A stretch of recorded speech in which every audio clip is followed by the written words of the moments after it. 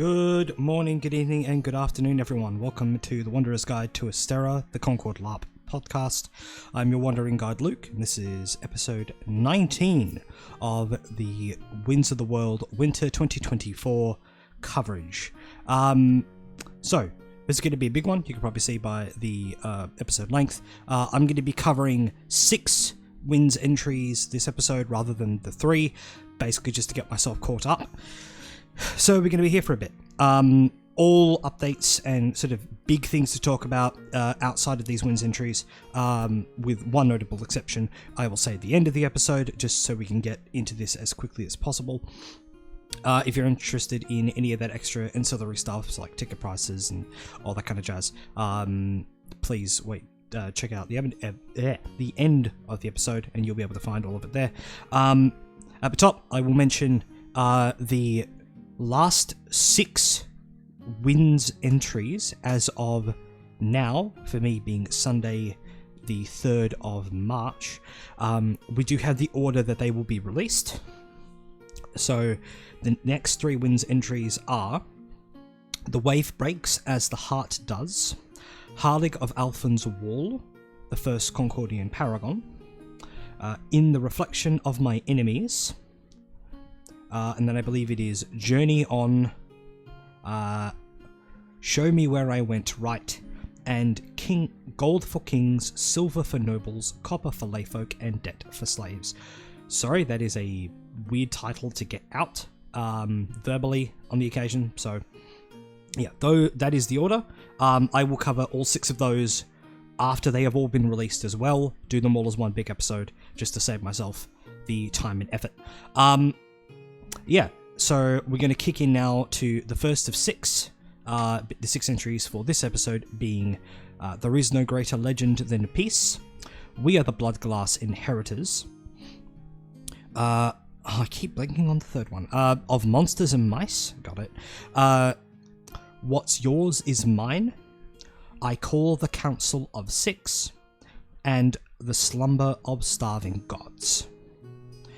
So, first up, we've got the No Greater Legend Than Peace. This is the big Lorenemere update. This is the largest Winds update for this episode I'm going to be covering. It is not the largest Winds episode. It is tied with one of the ones I did in the previous episode, that being Great Empires Are Not Maintained by Timidity, in that both of them have 5 articles within them. Very, very, very big. So yeah, this is the Lorenemere entry. So we've got a few different things to go over. The first one is to do with the new Lorenemerian Parliament situation. We have one to do with the Docklands War. We have one to do with the Prosperity Curse. Oh no, my apologies. I have gotten 2 of these confused. I'm very sorry. Sorry. First sub-article. Oh, you know what? I'm just going to do the smart thing. I'm just going to read these out list by list and kind of just go what it seems to be each of them at a glance, and then we'll sort of go into it. So, first sub-article for No Greater Legend Than Peace is The Worst System, Accepting All the Others. This is, I believe, to do with the Revolution versus Parliament situation, and the big sort of cultural choice that Lorenemere characters had, I believe, at the previous for the downtime between Summer Summit 2023 and Winter Summit 2024. This is not dissimilar, actually, to something that the Iron Valley will have for the coming game, in the at-game rather than in downtime, and there's still a difference, but still. Pointing in the direction of sort of where things are going to go. You know, active change, as it were. The second is My Dear Foe, which is to do with the Docklands War. To Struggle is Divine is the Prosperity Curse. Our Party, like any party, is the Parliament elections, which should give you an idea of how the Worst System, Accepting All the Others, probably went. And you get out of what you put in, which is a very odd one, I'll say the least, but we'll deal with that when we get there. So, first up, the worst system accepting all the others.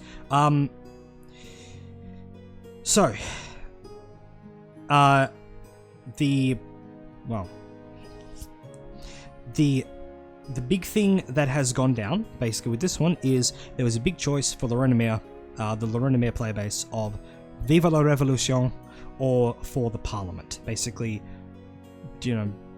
not being happy with the current state of Lorenemere Parliament and government, basically, go into a second revolution, completely redo everything gets crazy again for a bit, or is it, well, I mean, maybe not as crazy, who knows, or does Lorenemere decide, let's have a second crack at a parliament and let's elect someone new and do something different and sort of try again, and overwhelmingly trying again has been the choice. The for the parliament has come through. There was a little bit of revolution happening though. There was one notable thing that happened. The Queen of Liberty, being the ship, the floating armory and brig for the Liberty's Fist naval fleet before the Lorenemere, was sitting at the Docklands docks whilst the Liberty's Fist was out at sea, and basically the Queen of Liberty, my apologies, was sunk and burnt. Yeah, take that as you will.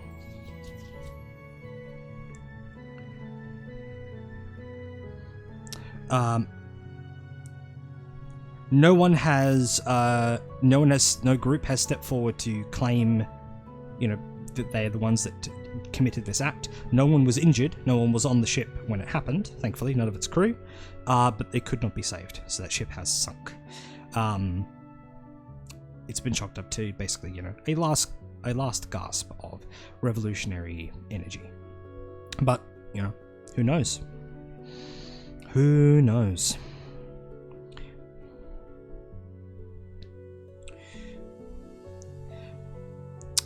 So, the game information that's worth noting.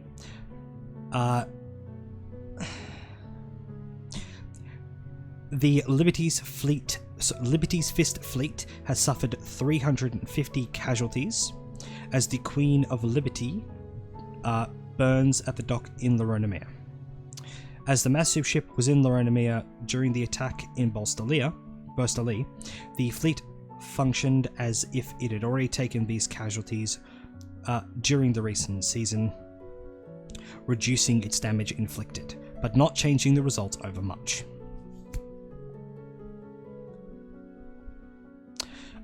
So with this, the positive effect that's come from the choice of going with the Parliament is that there is such an outpouring of civilian and civic unity and dedication that every Lorenemere investment based in the city itself will find that they have produced as if they were one tier higher this past season.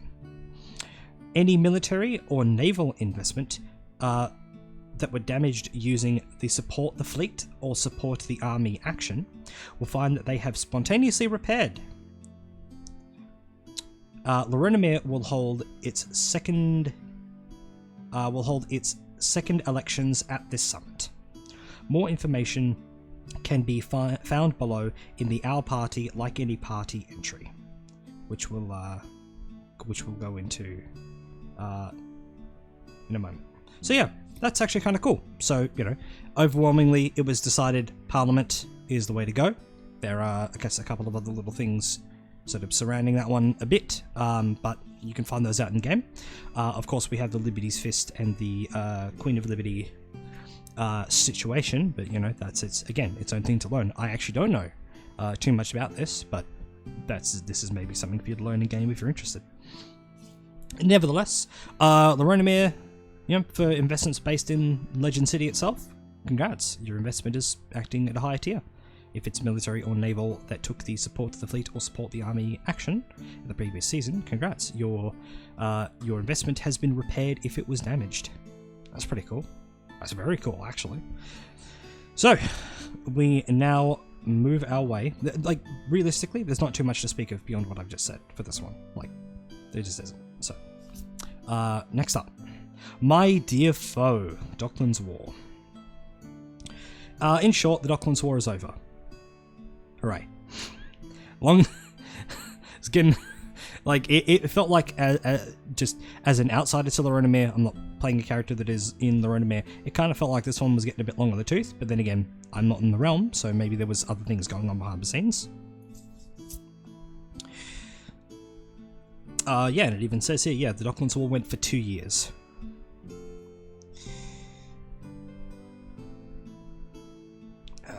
One second. My phone is being... Here we go.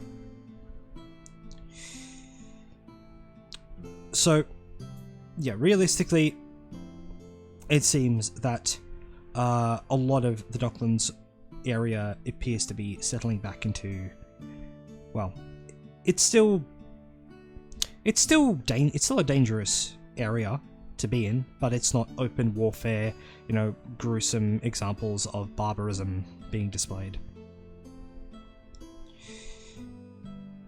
Yeah, it's just much more quieter.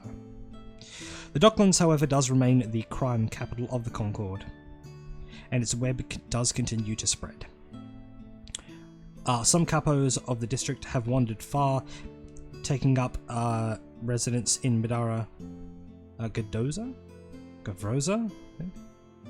and if rumour is to be believed, as far as field as Woolstead and Strivington, something like that. The rest of Lorenomere has been declared open season, and the strange silken threads of the allegiance that hang and bind the gangs of Lorenomere stretch further and further afield. Will the Concord see a festering canker of criminal organisations, or will the self-aggrandized capos be thoroughly rebuffed by other realms' indigenous syndicates? God, that's a fun term, indigenous syndicate.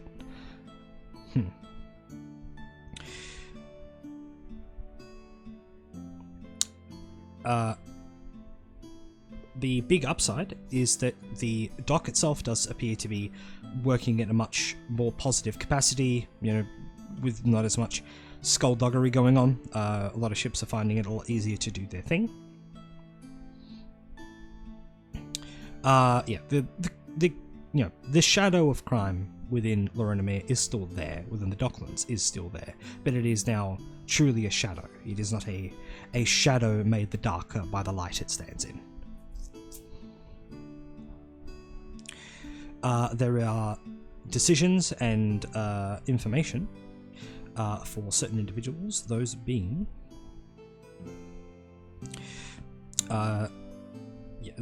decisions and information in regards to the end of the Docklands War for the Senator of Lorenomere, the Champion of the Revolution, Admiral of the Liberty's Fist, and the Headmaster of the Duray School of Embers. This is the magic school in Lorenomere. The bands, as a note, that were previously receiving Docklands War updates and boons will not be receiving them any longer, as the district has returned to a sense of normalcy. Whilst the loss of the income is felt, it is better not to be associated with organised crime whilst acting as a hero of the Concord. Any Lorenomere naval investment that has taken the trade with foreign ports downtime action this past season will find that they have produced as if they were one tier higher due to the ease of trade within the Docklands in comparison to previous months. This does in fact stack with the bonus tier from Civic Unity, resulting in a cumulative +2 tiers. The Docklands War has been a shake-up for much of the criminal underworld of Lorenomere, with gangs getting out of the Docklands districts, moving on to other enterprises, or out of the city altogether. The concept of playing a coterie, I believe it is coterie, or Kateria, perhaps? I'm not quite sure. The Laronomere band, the special kind of Laronomere band, that was once a gang and is now attempting to go legit and enter the world of Concordian heroism, would be very fitting going forward. The criminal element of Laronomere was not crushed, united or defeated, and will continue to play a large element in the Tale of Legends City and the Concord going forward. So, again, criminal element, it's not gone, it's just quiet, but it's there. Wild. We now have To Struggle is Divine. This is to do with the Cursed Fool's Gold Fortress and the Prosperity Curse.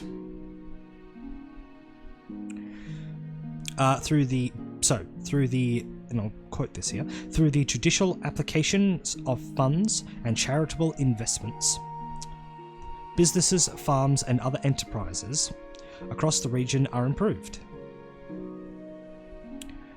New buildings are raised and lives are given new purpose within the vast spinning gears of mercantile endeavour. A firm declaration to the spheres and the world, Laronomere will succeed against any barrier. To struggle is divine.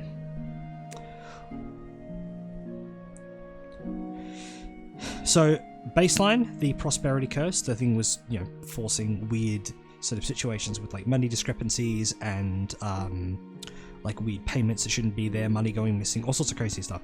This has been broken, this curse has been lifted. Businesses no longer report strange hauntings, and the people of Laronomere can return to their crafts, sure in the knowledge that they will not have dealings with long-dead creditors.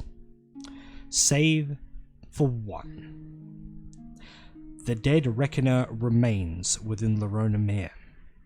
Whilst its visits are few and far between, not a month goes by that some manse in the Madre Campo, some tavern in Carosa, or even the way houses in the Gap report its arrival. Its cloaked and gold form a haunting visage. Its presence, a fox among the heads, as the spectre's magical powers grant it the ability to bring creditors and debtors to justice in equal measure. It leaves blood in its wake wherever it treads, and more often than not, this is brought on by the hands of those who would meet it, rather than the creature itself. Those that follow the Reckoner, that believe it to be a newly formed herald of a sphere of gold, dub themselves Reckonites. They flood to wherever it has been seen last in an attempt to seek its judgment, not for the mortal whims of commerce or obligation, but divine ones. They ask it to inform them of those they have failed, of what they owe, the spheres, and what the world owes them, for greater or lesser effect. So yeah, the Dead Reckoner is flitting about Laronomere. It's still causing chaos. It is basically what we saw at I believe the Winter Summit last year, is basically being echoed across Laronomere as a whole. People are going absolutely nuts for this thing. And it's kind of becoming a bit of an issue. The church is probably going to have some decisions to make on this. In fact, I guarantee if I check the game information, it'll probably say that.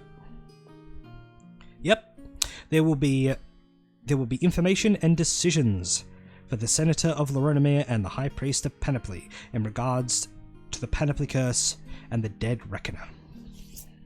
The breaking of the Prosperity Curse in and of itself is its own reward.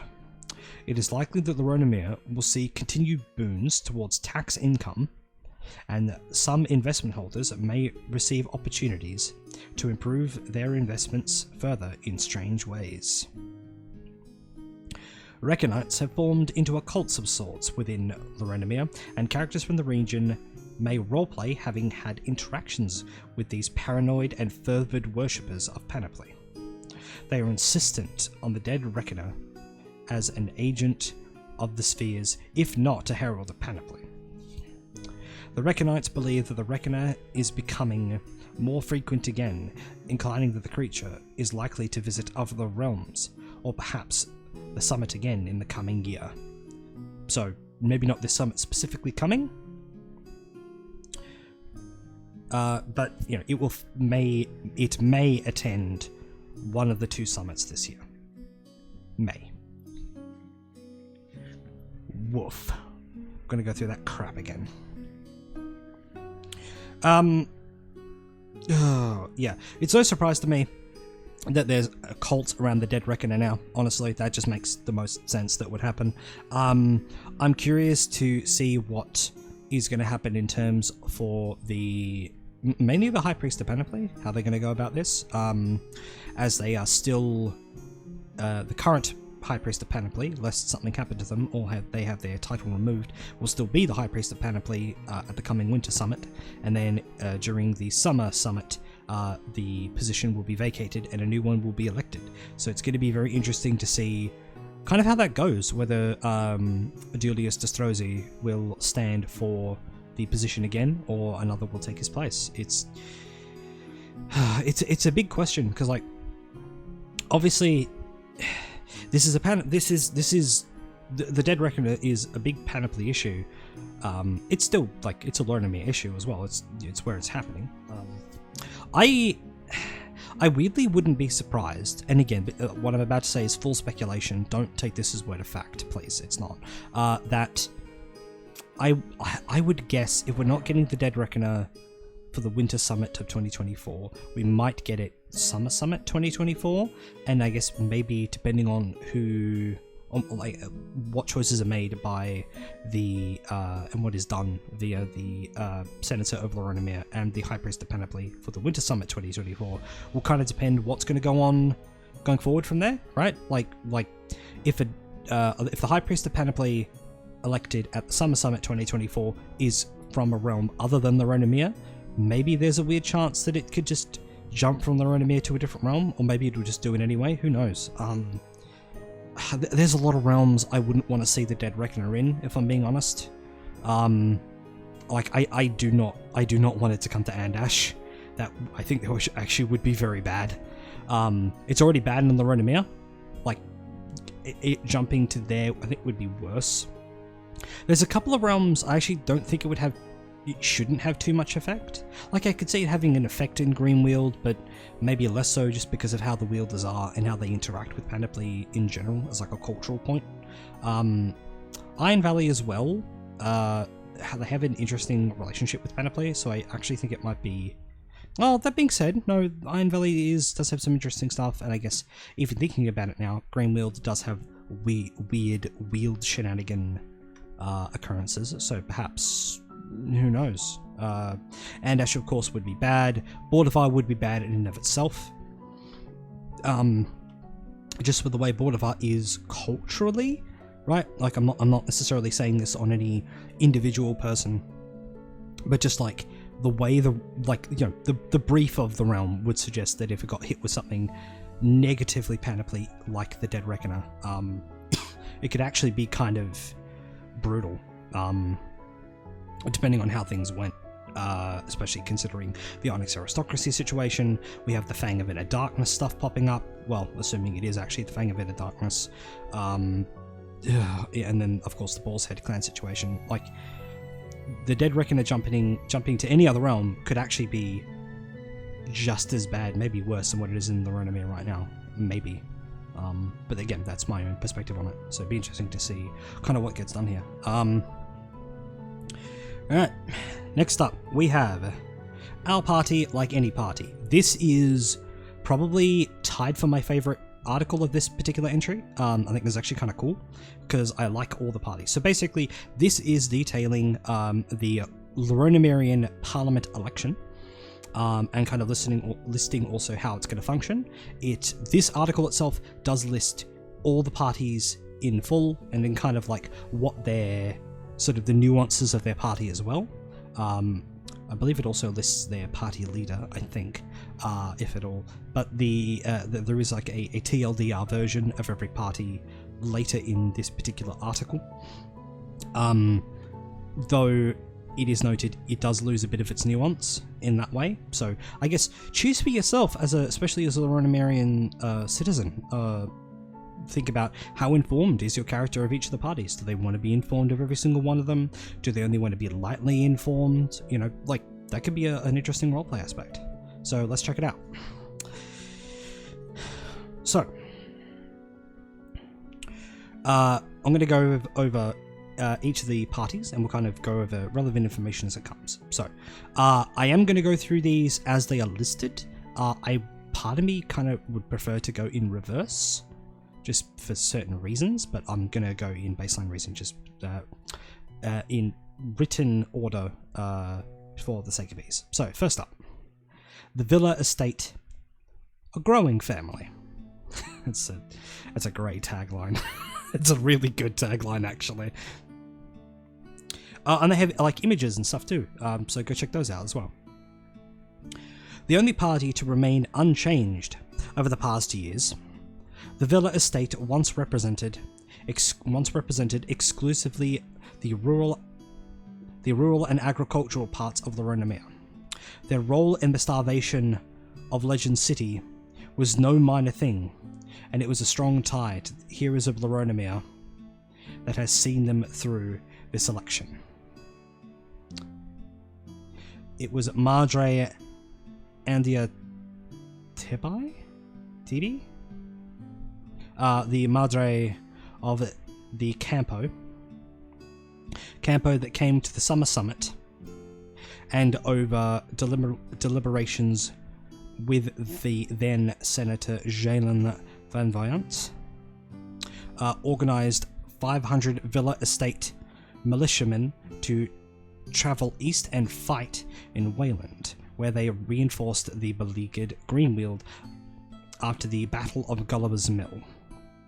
Affectionately called Rum Mum for her caring demeanour and successful distillery. That's really funny. Okay, so before I go any further with this one, I do want to point out, so when in episode 1, or part 1, sorry, of my Winds of the World coverage for winter 2024, I did cite this, so this must be this particular individual, this Rum Mum Andrea Tibi, not sure, again, correct me later. This must have been that sort of wide-brimmed veiled hat person, so not a Hikari. Obviously those in Loranamere that knew who this actually was, knew who this was. So maybe not, maybe has ties? Who knows? I don't, but you know, maybe Senator of Loranamere, or the prior Senator of Loranamere would, as the coming winter 2024 elections are going to be happening for various titles, which we'll get to later. So, Andrea has returned to lead the party in this election. The Villa Estate promises to stand for growth and prosperity in the Loranamere, campaigning on a close relationship with the Heroes of Passage. Andrea has spoken publicly about her desire for a new township in the north to help facilitate trade and resettlement away from the hustle and bustle of the city. The Villa Estate looks forward to shepherding the Parliament towards a reasonable policy in all fields for the position of leadership, sorry. Now is the time to grow together as a family, not to fight amongst ourselves. The Villa Estate stands as the most well-regarded and veteran party of the election. They are unchanged by the Second Revolution, and have recently proved themselves as war heroes, allies of the heroic delegation to the Concord. Many question how much this allegiance is well-meaning, and how much of it is the pursuit of influence. So, on the surface, this one's definitely one of the nicest, but I agree, there's definitely an undercurrent of obvious positive influence and possibly control, if that makes sense. So, I'd be curious to see sort of how this occurs. Next up, The Shipwrights Guild. Tame the waves. With the vacuum left by the Free Captains Council, though the council still exists, but no longer feels like domestic politics requires their steady hand on the wheel. The role of the Maritime Party has splintered. Rising out of the constant meddling of Dockland's Wall was a strong collective unity of carpenters, sailmakers, navigators and merchants, known as the Shipwrights Guild. Since their founding a year prior, they have consolidated all of their shipwrights in the Docklands under their alliance, led by Obadiah Van Cardiga, a shipwright of over 32 years. Yeah, a shipwright of 32 years, 2 years of experience. Storm. What the? Sorry, that's a. I gotta. What the? Storm Agitator.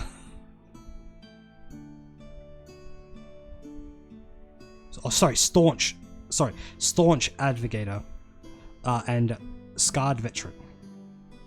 The Shipwrights Guild stands at Laronamere. Mere's greatest opportunity lies within.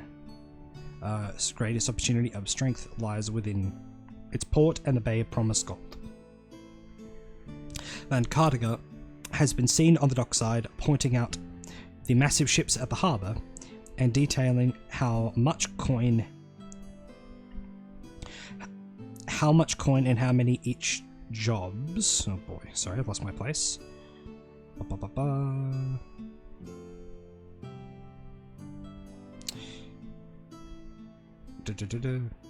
Yeah, and detailing how much coin and how many jobs each one brought to the city. A man of the people and with the people, the shipwrights are a union of powerful merchant interests, militarists, and working artisans. Staunchly pro-industry and anti-piracy, the shipwrights mean to support Laronamere twin fleets to keep them in the best condition possible, and champion their roles in controlling the bay. They want to reach out to the powerful trading nations of the Circle. Nations in the Circle of Seas and... what? In the Circle of Seas to bring more coin and goods into the city. Sorry, it threw me off there. They want to advance the industry of shipcraft, and doing so, drag Laronamere's skill of carpenters, engineers, tailors, and more in their wake. A party of strength and truth. They say what they mean and what they say. It's not bad. Just shipbuilders, do more ship things, make trade better, fuck pirates, basic stuff. Not bad. The War Goats, Fury, Freedom, and Fellowship. Arcadian if I have ever heard it. Carrying the title of a Lost Bravo company from Verdania, the War Goats have taken steps to distance themselves from the Collapse Party. That sparked the escalation. Hang on. Sparked the escalation of the Second Revolution. Rather, the War Goats are presenting themselves as the party of Laronamere's fighting people. Whether they upon the sea or soil, mercenary or martyr, somewhere between faux militarists and a returned soldiers' league. The War Goats represent and celebrate all those in Laronamere who would make their money at war and conflict.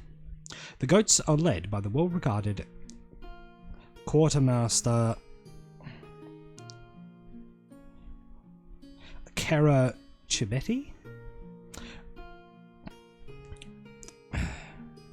a supply officer with half a dozen notable companies on her record. Chibetti has organized everything from retreats to funerals to assassinations to rebels. A careful hand at logistics. Chibetti may not be a born politician, but there are few who can match her head for numbers and respect among the rank and file. At War Goat Marshallings, their turn for the great field parties, where they rally their followers complete with roasted meats, weaponsmiths, and revelry, the various War Goats captains speak passionately of supporting the soldiers and mercenaries of the realm. They promote land grants to retiring soldiers in the Madre Campo, war games against the other armies of the Concord, yeah, of course they would, the invasion of Mercante Terra to the realm, to grow the realm, and creation of a Lorenemere war chamber to guide Lorenemere efforts on the field of battle. Those heroes who see the various wars of the Concord, not just Lorenemere, as the greatest opportunity and risk present, will find kindred spirits amongst the war goats, as well as those who feel the scars of this conflict. In their left hand, the war goats offer a cooling ale and a place to recover. In their right, they offer a gauntleted fist, calling all back to the front because there are wars out there that they don't know they've already been won. That's a good line, actually. There's wars out there that don't know they've already been won. That's quite cool. I actually like that tagline. That's better, if anything. It remains to be seen if the war goats can escape from under the shadow of the Bravos. But if they do it, it will be in a fierce charge. The council in coin, take your seat at the table. Oh boy, yeah. So this is. I'm going to give the short version of this because I realise actually taking a while. So, I'm going to do its due diligence. So basically, this group is so we've had the what's the term? We have had the agricultural group, we've had the ship workers group, we've had the warfare group. This is the shady mercantile group. I believe this one also has Dead Reckoner cult connection.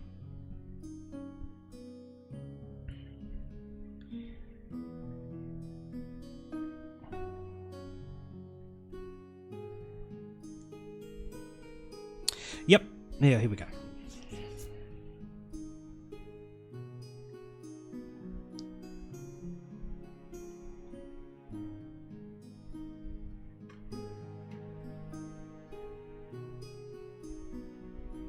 Yeah, rumours are had that the party is shot through with Reckonite. So yeah, so this is like the main like mercantile effort. Very shady if they keep moving their meeting places. They have about 20 members on their main council itself, all of which running for different positions in Parliament. Yeah, they're all about mercantile efforts, trade, coin, working out trade embargoes, that sort of thing. Very shady, honestly. But then again, I guess in a way, all of these groups kind of are, sort of. I mean, there's definitely some here that are like a lot less shady. If anything, the Shipmakers Guild, or the Shipwrights Guild is probably the one that's the least that I could tell. But yeah, so I'm not going to read out all of them going forward. Honestly, I'll do its due diligence as best I can. Honestly, I know I said I would, but there's a lot to go over. We have the Rat Screws, a hilarious name, honestly. Prosperity is on the cards, so they got sort of gambling things around it, but also there's a lot of artistry, food, drink, song, art, wanting to bring prosperity to Lorenemere and the other realms through art and food and culture. Rat Screws is also named after a competitive card game, which is kind of cool. They do call themselves the Party, which is quite fun.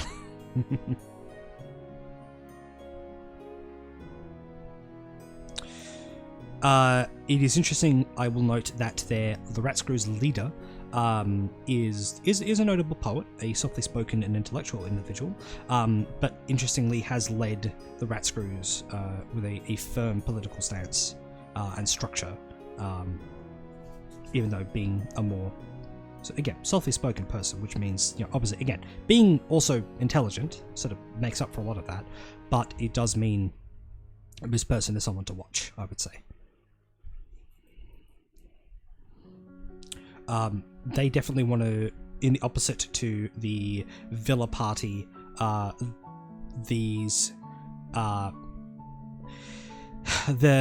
Rat Screws definitely want to promote Legend City a lot more than the Villa Party does. There is a note here with the Rat Screws a little bit, wanting to get embassies and stuff up and running to get, you know, trade and influence going. Oh no, sorry, I misread that. Cool, I'm not even going to say that because otherwise that would start spreading misinformation, so yeah, don't worry about that. But yeah, a lot of it's promoting trade. It's promoting trade and the arts and travel and culture, all in Legend City, really building that up, which is quite cool. Next up, we have the Children of the Sea, Thunderheart and True Seeing. This is the Stormseeker cult. That is the easiest way to explain this. If you know what Stormseeker is, congrats, you have an idea of what this is. This is the Stormseeker cult. Their whole thing is they take Stormseeker in really big groups, and they're a little wackadoo. They're definitely very spooky. A lot of assassinations, a lot of spooky shit. Yeah, this is definitely they're definitely the other side of the shipwrights, the shipwrights party. The second one I mentioned, their slot is definitely the other side, whereas the other side is, you know, getting ships built up and doing sailing and trade and all that sort of thing, promoting the sort of maritime and naval element of the Renomere. This group is definitely sort of that, but the other side of it, a lot crustier, a lot spookier. Very Jarl-esque, an Iron Valley Jarl, sort of, just being weird and strange. Led by Isabella Dispasti, the Lady in Waves.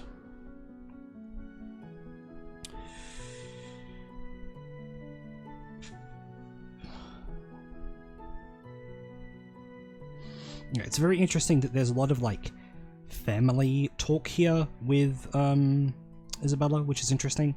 I remember first reading this and being like, this party seems super shady and weird, and like rereading it now, like, no, they're actually not that bad.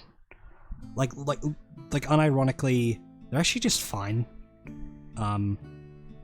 Yeah, again, they're strange because Stormseeker, but beyond that, there's a lot of positive stuff here. I'm in this weird point that I'm like, if I was a Lorenemere character, depending on the character I was playing, I'd probably vote for them, actually, like this or the Shipwrights Guild if I'm looking at it myself. Understanding I'm not a Lorenemere player, this is just in general, I think I just like these two, they're pretty solid. They're just mainly promoting trade. There's not a lot of weird war mongering stuff, like definitely the goats definitely want to do, the war goats want to do a lot of warmongering, not always the best thing and could often lead to some catastrophe. The villa's its own thing. The Rat Screws are fine as well, actually. Next up we have the Steel Sigils. This one's weird. A future forged in strength. So the sigils used to be one of the prior parties. Again, remember that some of these parties have formed either spontaneously new or are sort of versions of the prior Parliament options for the previous election. This is one of those. This is sort of so the Steel Sigils main thing.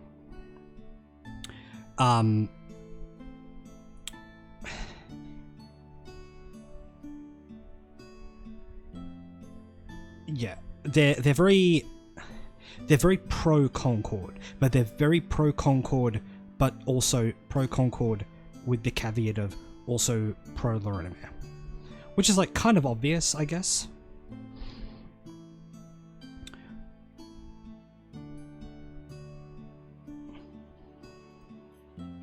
Yeah, basically they're very like, they're very for the Concord, but they're for the Concord, with the help of Loronimir TM, right? Very much like get the Loronimir torch on everything, make sure, Loronimir stamps its mark everywhere, where it helps out, which is, it's fair. You want, it's nice to have recognition. Kind of smacks of arrogance a little bit to a degree, but at the same time, like, no, I get it. I do.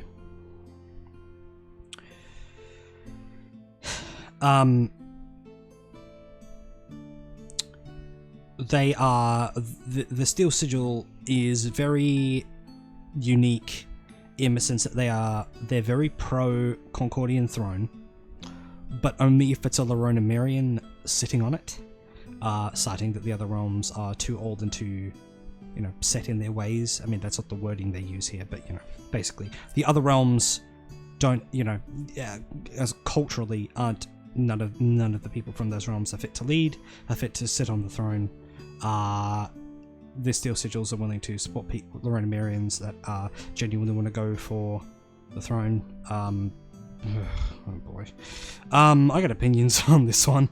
I'd be kind of surprised if this party gets in. It's kind of insane.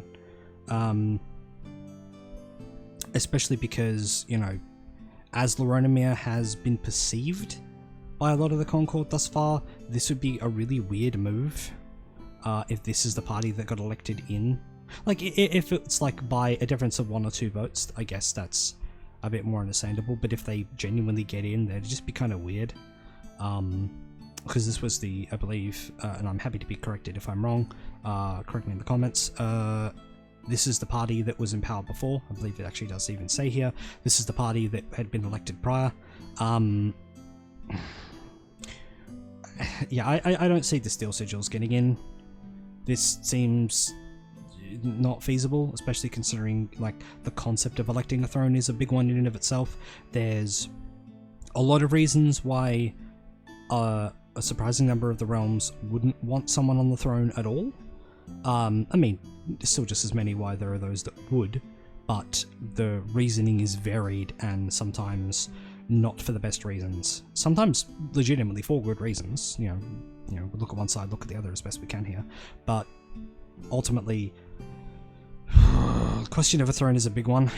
It's always been a big one. Like, it's been floating around the Concord for ages, pretty much since its inception. But it's really the kicker now of, if the Steel Sigils get in, they're probably going to push forward a lot harder, and I don't know if it'd actually succeed at all. That's kind of the question. So that's the last party. We have 7 parties, and basically Loronimir characters at the coming summit. So whatever party, first of all, whatever party is elected, that is the party that will be in power for the next 2 years, unless stuff happens, basically.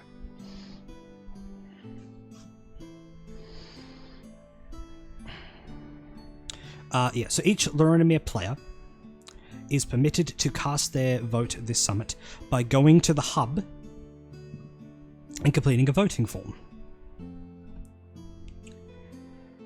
Each Loronimir player character will get to vote for 2 parties. You may not vote for the same party twice.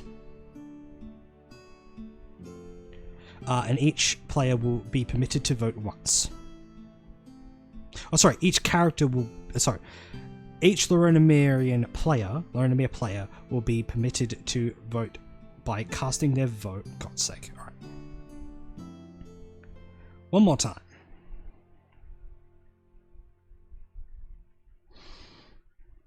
Each Loronimir player is permitted to cast their vote this summit by going to the hub and completing a voting form. Each character will get to vote in support of 2 parties. You may not vote for one party twice, and each character will be permitted to vote once. Forms will require a name and signature.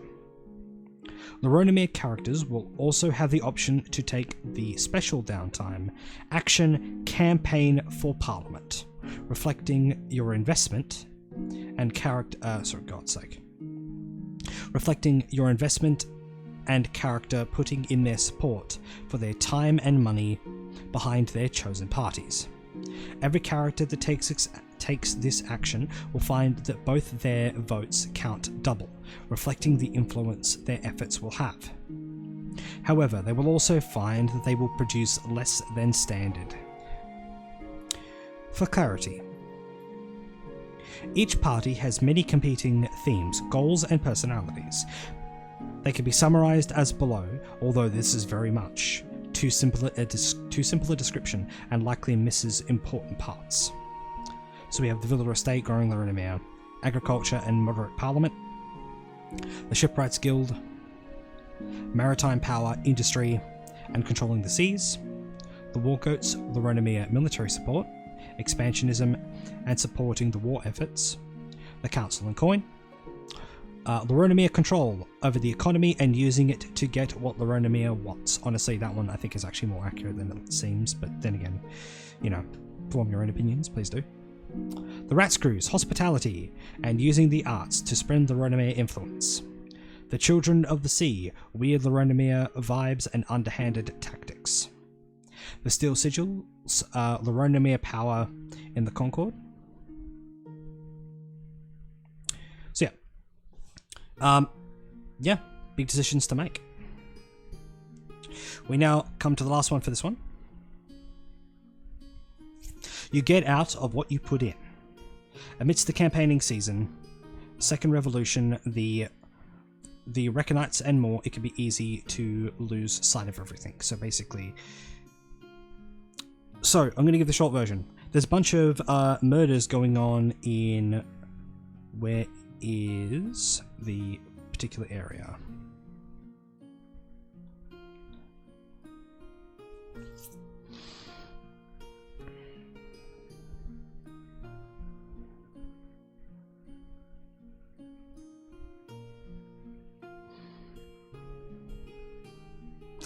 So the district of Shagston, in the Docklands, basically there's a bunch of murders going on. This is very much the sort of poor and destitute district.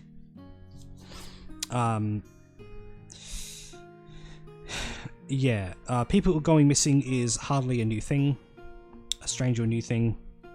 The meagre canals here are regularly clogged with the bodies that have been dumped into the bay, and morselled out by the rivet scale shark, red scale sharks. Ugh, that's fucking brutal. But when the first attack that was witnessed, all that changed.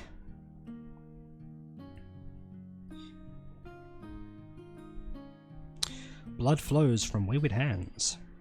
Old Tansers is a wanderer whose consumption of Stormseeker has ruined his eyes, and will likely see him drowning by his own hand before the winter is out. But he knows what he heard. The sloshing disturbance of the water, the slap patter of wet feet.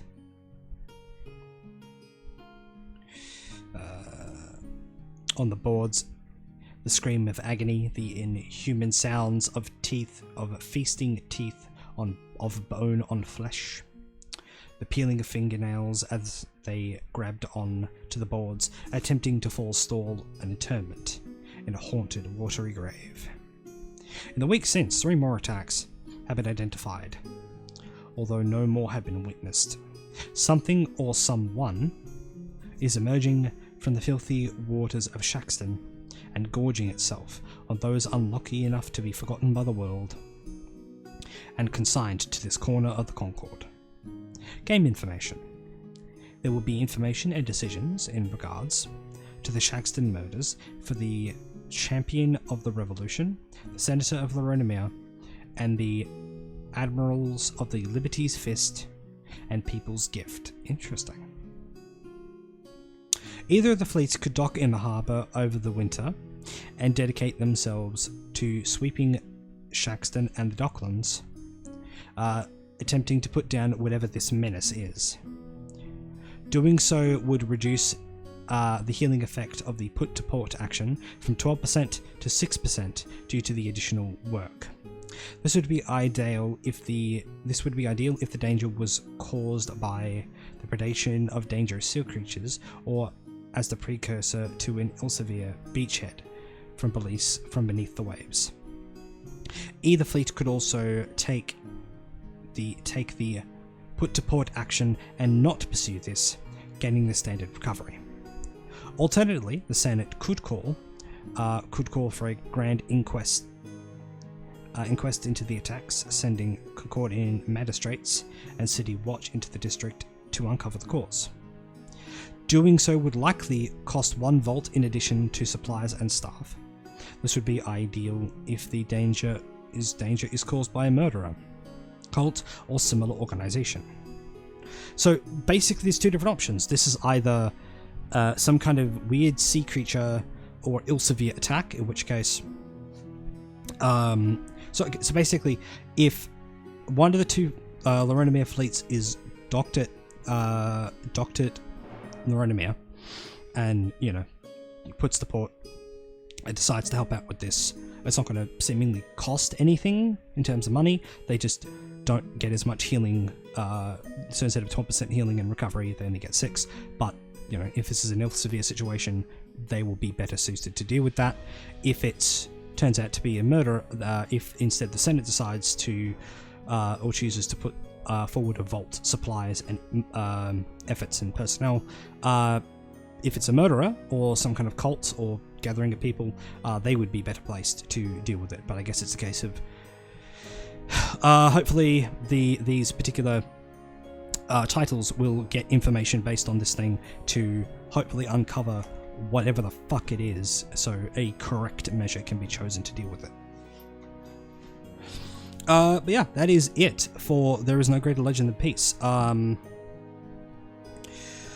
Make sure you blink your eyes, you drink some water, you stretch, and all that jazz. Right, next up, we have We Are the Bloodglass Inherretors. This is a big one, mainly for me because this has a lot to do with me, to a degree. So, we have 4 articles, so still a big one. So We Are the Bloodglass Inheritors is mainly all about the Iron Valley and where it is at currently. The big other things that are going on that isn't related to other realms directly. So, the first one is Kneel or Be Broken.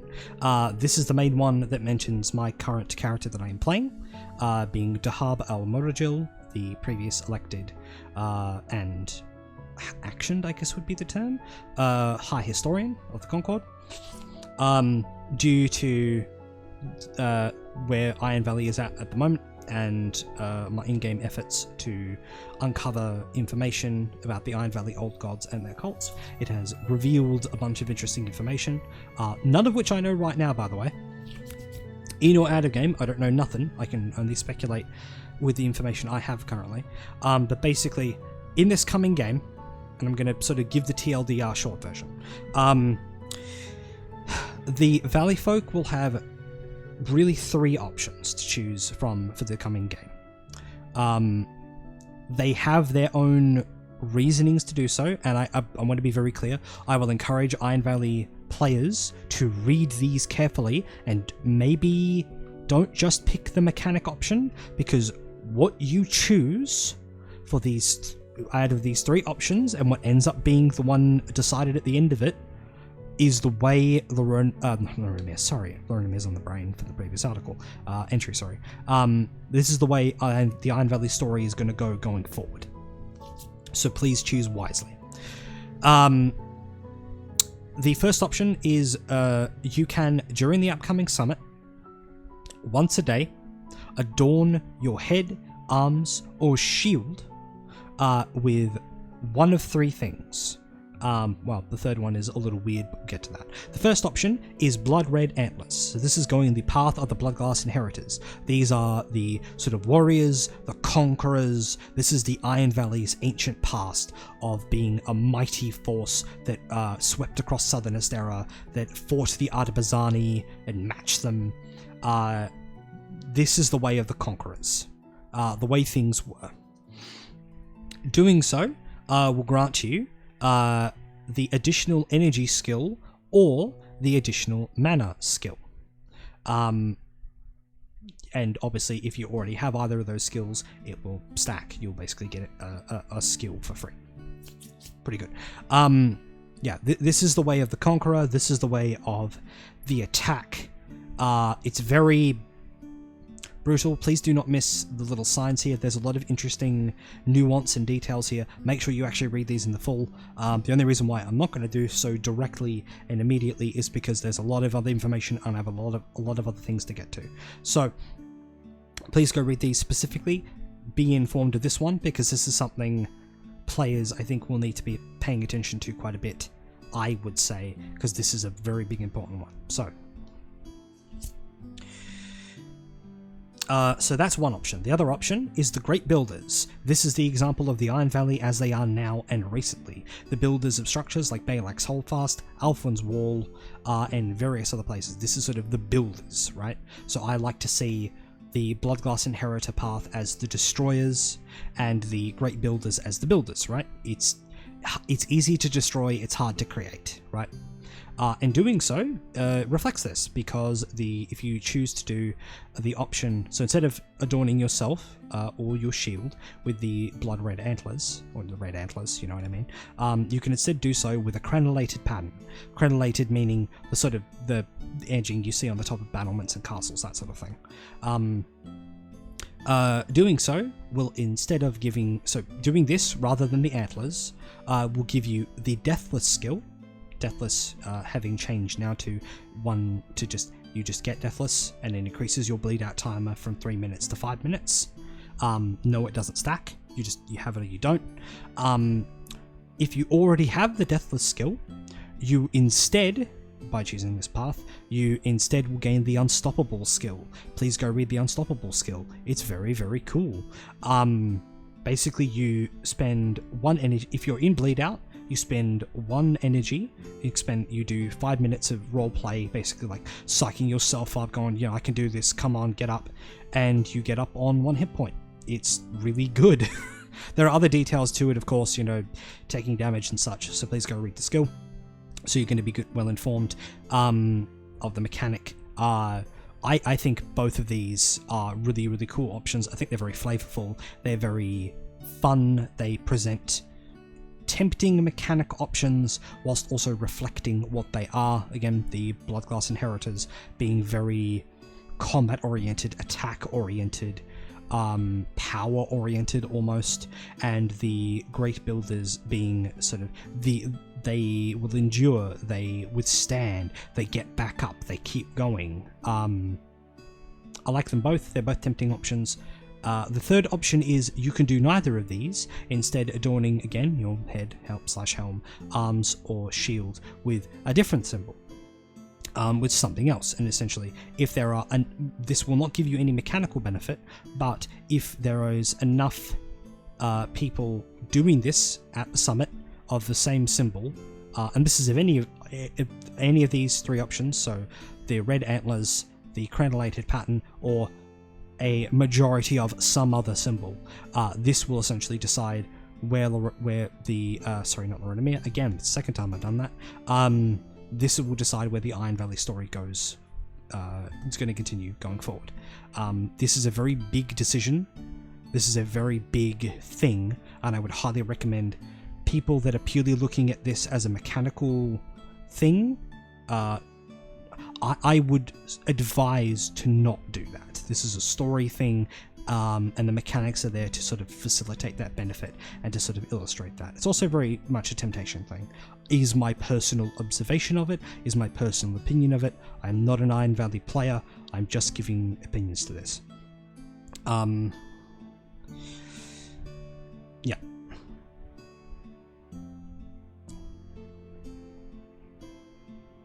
Just checking some information.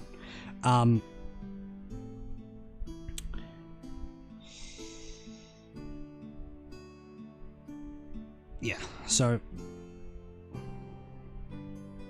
you can only select one path, only for one day. The effect remains for that day, provided they are still adorned with the mark, or their chosen mark. They may reapply the mark, of course.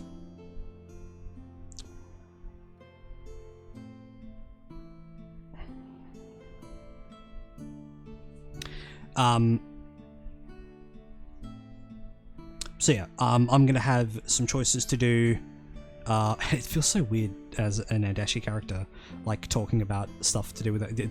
It does feel a little odd.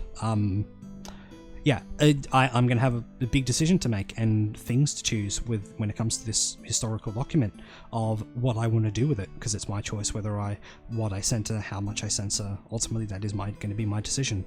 Again, I don't have this document yet. I will not have it until I will officially not have this until the summit. So there's that. Yeah.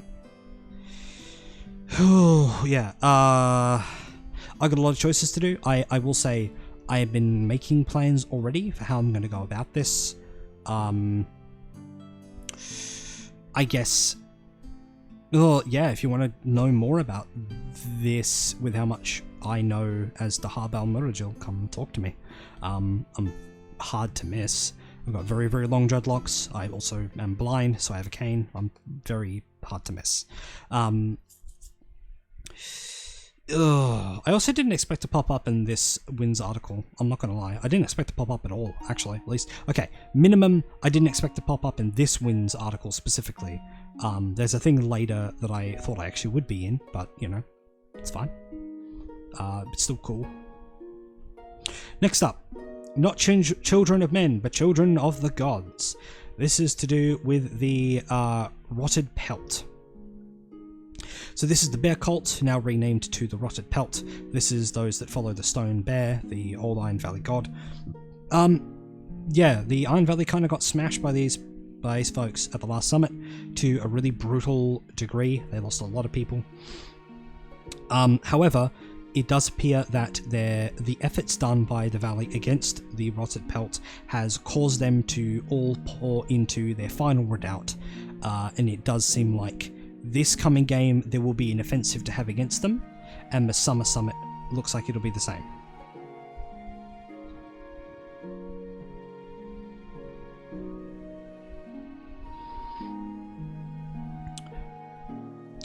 So yeah, the Champion of the Valley, the Reeves Council, Senators of Windholm and Bolsterley are going to get decisions in regards to the Rotted Pelt.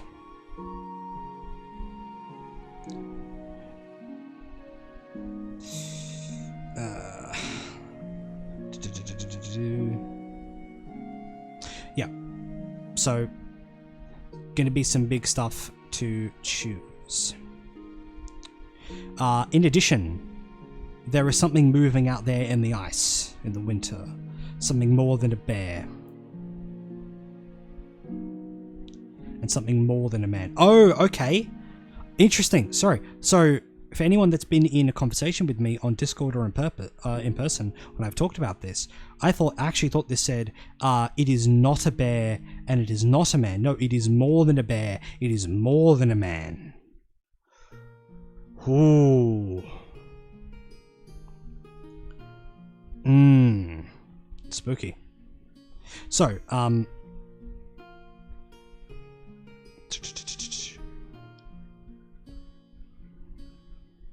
sorry, just looking, see if there's any more important information here. Baseline. Nope. Cool. So yeah, there's going to be decisions to come. There is no mentioning of any skirmishes or confluxes here for this one in particular, at least not in this article specifically, so keep that in mind. I know there are a number of Valley players that are kind of done with the Rotted Pelt as a storyline, just kind of don't want to deal with it anymore. It seems like this might be the final push, if that's any upside. This definitely looks like it's going to be a big one. But, you know, this may very well be the final push for want of a better term. We now go to Secrets of the Forbidden Sea. This is the one I thought I would be a part of. So this is to do with a little secret mission that was put forth by the Returning of the Jarls. So the Jarl is the naval archetype for the Iron Valley. They are weird sailors. They have weird little rituals, a little like folk tales. They're very intense, very odd, very strange. Please go read the archetype page for the Jarl. It is very cool. I like it. Basically, we had a Jarl player be a thing at the previous game, and thereby got some interesting stuff to do with something called the Jarl homes, these sort of like secret places for Jarls, but also this is also, you know, going to a Jarl home in particular, and also fighting Onyx aristocracy shipping lanes and such, to help with the war in Wayland. It does make note here that was particularly it seems like it was actually very, very effective to a degree, but that we will get, those of us that did it will get a brief in our character pack for the coming game. I was one of them. I was really, really excited to do this. I actually went and this particular opportunity was sort of the push I needed to jump from a herb garden to a naval investment, and I do not regret that decision ultimately.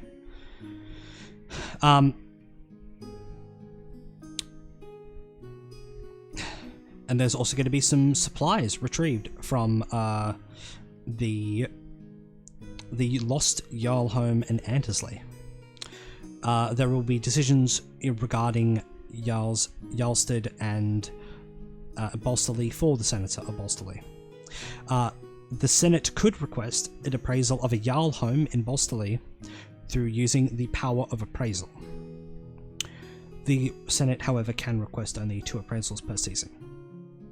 So, for those that are kind of curious, so the previous season we had 2 appraisals basically be put forward: big industrial herb garden to help the Concordian Field Hospital, and a meeting place for the Andashi nomads. These are the 2 appraisals put forward, and the ones that we got, we have basically 3 options for each. This was in the prior article, the Weight of Worth, that was what it's called. So we could put in a new commission and appraisal, a new appraisal for a commission to do with the Jarl homes this coming season if it were to be put forward. This is pretty cool. I like the exploration and sort of the evolution of an archetype through this sort of cool kind of roleplay and this like advancing of it, so it'd be interesting to see how things sort of go with this one. By our hands be risen, by our hearts be known. Basically,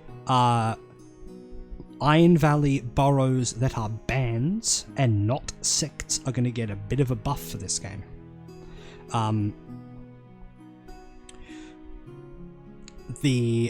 So every Iron Valley band, not sect, will gain a single investment worth of additional resources.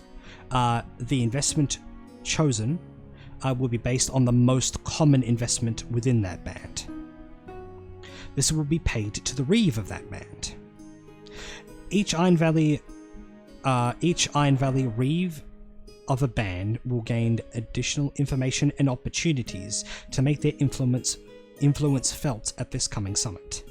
So basically, bands are going to be the Iron Valley bands, band boroughs, not so much, it seems, sect boroughs, are going to have a lot more to do. Oh, that being said, reeve of a band. So I guess the first part is band slash, the Iron Valley borough slash band will get the additional investment stuff.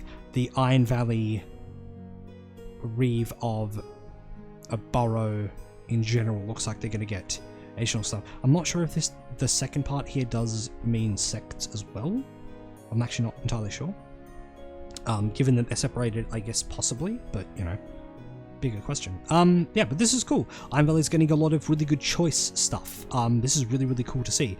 Lorona is getting a lot of it as well. The Iron Valley's getting a lot of it. So, this is going to sound biased.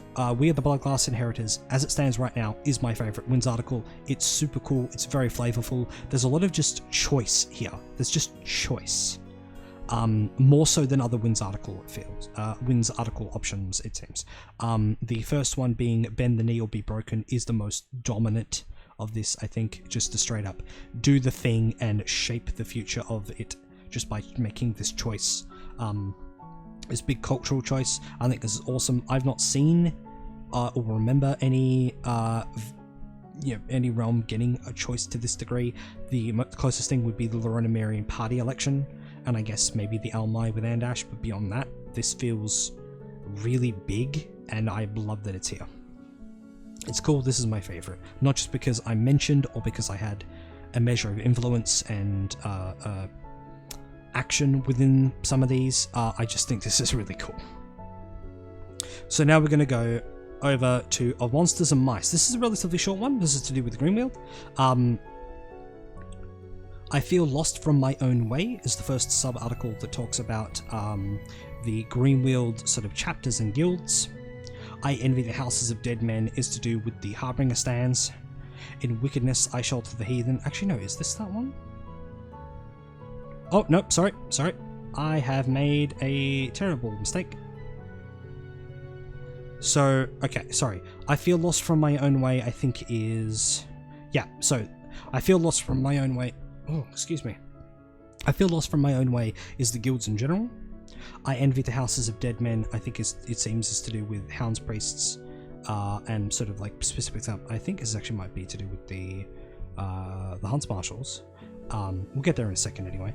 In Wickedness, I Shelter the Heathen is to do with the Harbinger stands. You can be too old to live but not too young to die is to do with mentioning the Greenweald's sanctioned event hunts and their general sort of impact, as it were, and sort of talking about them going forward, which is really, really cool. I imagine this is to do with the fact that the Greenweald tradition of realmic tradition of electing military positions, so champion, general, admiral, any other kind of military position within the Greenweald itself has been changed.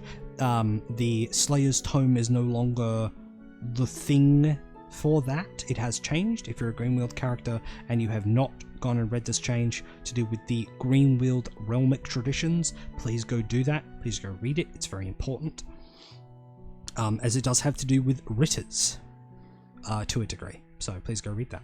All right. I Feel Lost From My Own Way. Let's kick into this.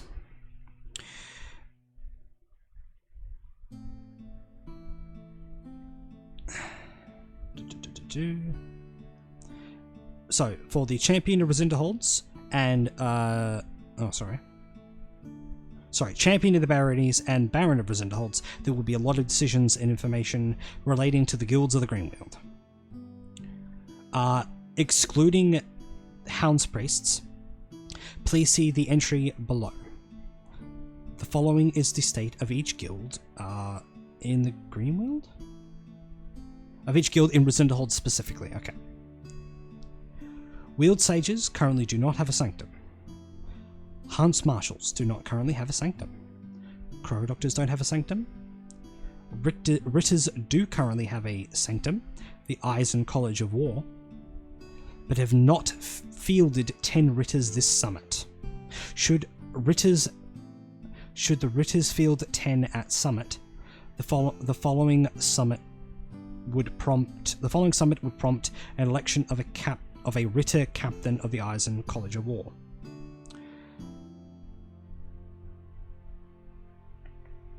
Okay.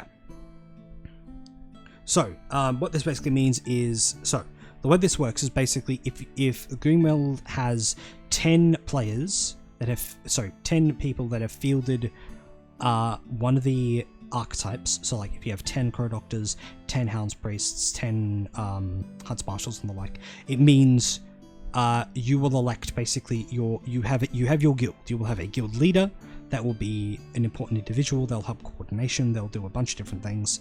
So having a sanctum is essentially where they can do their thing. They'll have a base of operations in Resinderholds, basically. The Ritters already have this in the Eisen College of War, but they do not have a Ritter captain yet, as they have not fielded 10 Ritters. So if you're thinking of playing an archetype in the Greenweald, as a green wielder, but you're not sure which one or if it's for you, the only the sort of advice I would give is the archetypes in Greenwheel have a really big role to play, as they are very much like the Iron Valley's archetypes. They're very culturally important to the way of things. You do not have to be an archetype. No one's forcing you to be one of these, but they are culturally important. But if you don't feel your character fits any of them, then you don't have to be one. No one's going to force you. But they are super important, and I think this is sort of exercising that, emphasizing rather than exercising that reality, and I think that's actually very cool. It's culturally unique. It's very cool for them. I love that the sort of guild aspect is being brought forward a lot more. It's very fun. It's very cool. It does make a note here that Hunts Marshals, Crow Doctors, Wield Sages are lacking a sanctum. Issues facing their areas of responsibility are largely going unaddressed and may not even be known unless they become particularly acute. Basically, the Hunts Marshal situations, Wield Sage situations, and Crow Doctor situations basically are going entirely unknown unless they get super big and dangerous, because there isn't enough of them. They don't have their... because they don't have a sanctum. New sanctums can be built in one of two ways. Occasionally an opportunity may make itself known through... occasionally an opportunity may make itself present within the story of the Concord. The Senate can request an appraisal of a sanctum through the power of appraisal. So it seems... So for this coming game, the Senate could put forward, a senator could put forward a motion for... So let's say, like, Senator for Bolsterley could put forward an appraisal for a Jarl home in Bolsterley, and in Jarlstead, probably specifically, but we'll see, I guess, who knows. And then the Baron of Resinderholz could put forward an appraisal for a sanctum for either the Hunts Marshals, the Wield Sages, or the Crow Doctors in Resinderholz, because that is the only region they control. Yeah, cool stuff. I envy the houses of dead men. This is to do with the Hounds Priest. So there are two different chapters sort of there. I don't know if they're both active. I think it's just the question of which one is going to be the chapter for the Resinderholz. So you have Chapter Christoph. This is the one of the chapters that predates the collapse of the baronies.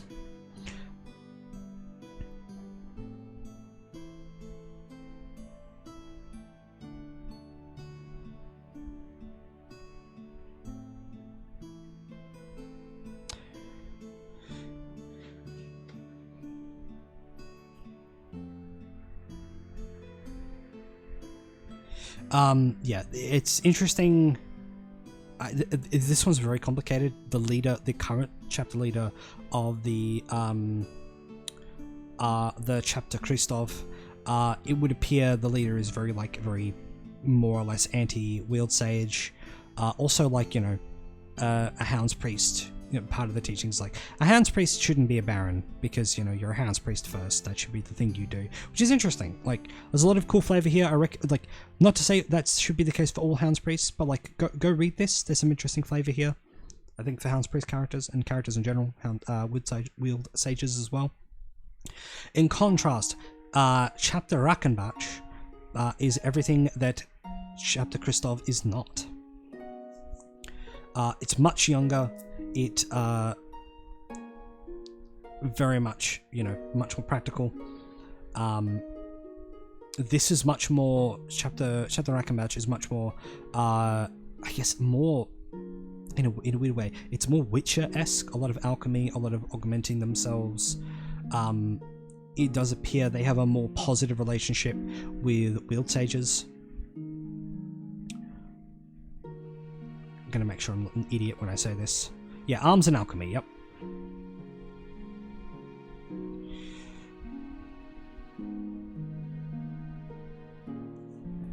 yeah, very much. So it seems like for Chapter Christov, the current captain of that sanctum and chapter has been very like, if a Hound's Priest becomes captain, basically they'll back off and go retire. But very Chapter Christov is very old school, very much Wield Sages should never be accepted, that sort of thing. Very, very old school. Whereas and very traditionalist in the sense of like Hound's Priests themselves. But Chapter Rakenbach and their current its current leader is much younger. They're like, yep, no, I'll work with whatever Hound's Priest captain is elected, or commander of to be the chapter master for Chapter Rakenbach. It's like, no, this is like, we bring Wield Sages into the fold. Like, why would we keep one of our best weapons at arm's reach? Much more accepting, much more positive. I think this is actually, if I were to give my opinion to this, I think Chapter Christov is interesting flavor-wise, but it's hard to say whether or not that's their stance is the correct one, right? Obviously, it's the case of, new mindset versus traditionalist. It's sort of hard to gauge. I would say Chapter Rakenbach might have the better mindset. The idea of, like, if you keep alienating an entire, path of people, you're kind of pushing yourselves towards calamity, because eventually those people are just going to get radicalized against you. So, and also, like, Wield Sages have a place in Greenweald. Like, they really do. If you've not read the Wield Sage archetype for the Greenweald, I recommend you do. It's really interesting. Like, it does paint them in a very different light when you sort of understand the deeper elements of it. In fact, I love that if you actually read the Wield Sage, it does sort of suggest Wield Sages and Hound's Priests. It's not just it's not uncommon for a Wield Sage and a Hound's Priest to basically partner up and do an almost like weird buddy cop sort of thing, which is quite nice. It's very positive in the sense of, like, a Wield Sage, part of what their thing is, like, they have a token that is sort of a symbolization of who they are, and they'll give it to someone they trust to basically, hold on to this, because there's a real chance that Wield Sage could become corrupted and go cuckoo for Cocoa Puffs. So it's kind of interesting that there is that, a Wield Sage could say to a Hound's Priest they really do trust and say, look, can I give you this? If something goes bad, I want you to hold on to this and help me. And remember, which is really cool. I really like that as a detail. I think that's really sweet. In both sweet because it's cool, and sweet because it's very adorable. It speaks to the furnace heart of the Greenwielders, that they keep the doors to their furnace hearts closed a lot of the time, just for the nature of where they are. But when they trust, that the door to that heart is opened. And this is, I think, a really good thing for that. So please go check out these details. Go make some good decisions. And, like, I say good decisions. A good decision is defined by, I would argue, one that's, one you believe wholeheartedly, and one that's informed. So ultimately, you do you.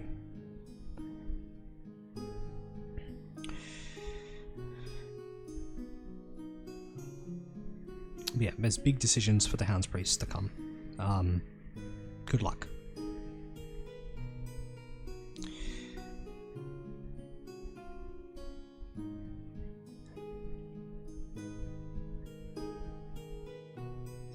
So, basically, Hound's Priests to go to the game information, because yeah, that wasn't, believe it or not. So Hound's Priests do have a chapter, but or a sanctum, sorry, but it has to be decided which chapter shall be the one to be in it. Where it will be Chapter Christov, or Chapter Rakenbach.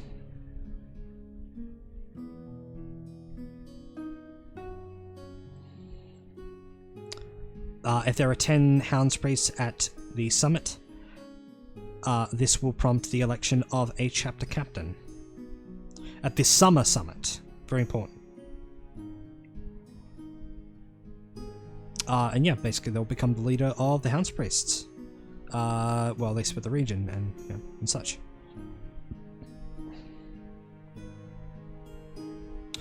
There will also be a vote to be done. You know, so if there are 10 Hounds Priests at the coming Winter Summit, which means there'll be, you know, votes to be done.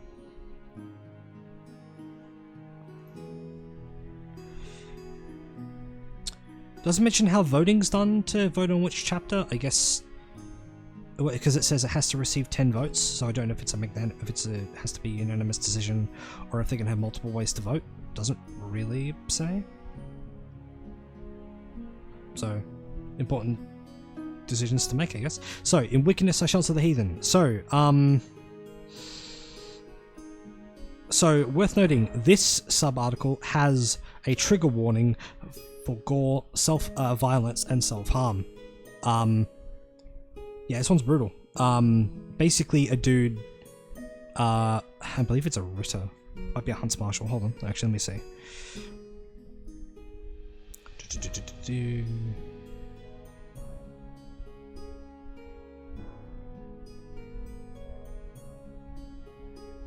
Trying to see if it's going to...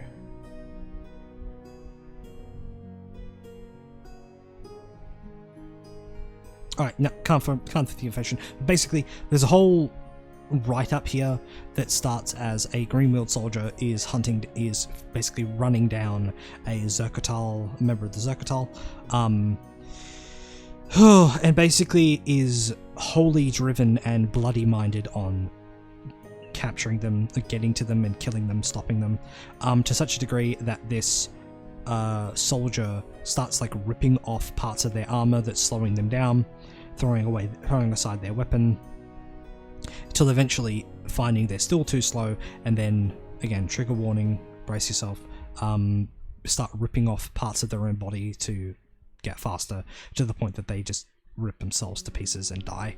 Where the Zerkatal member is leaning against a Harbinger stand with an axe in their hand. The Harbinger stands shivers in pleasure a little bit, which is fucking creepy.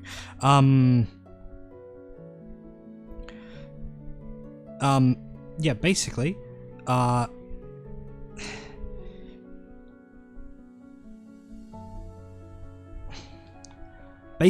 this is the situation of the Harbinger stands as it is. They are still there.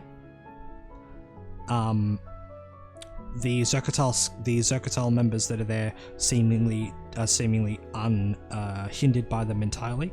Each Harbinger stand seems to bring its own version of horror and harm. Knowledge how to bring them is sparse and carefully hidden, but attempts by the Baron of Resunderholz, Valentin Bock, to make it public has, well, helped to ensure that no great tragedies have happened. Yeah. So for the Harbinger stands and the Harbinger Nightmare, there will be decisions to be made for the champion of the Baronies and the Baron of Resunderholz.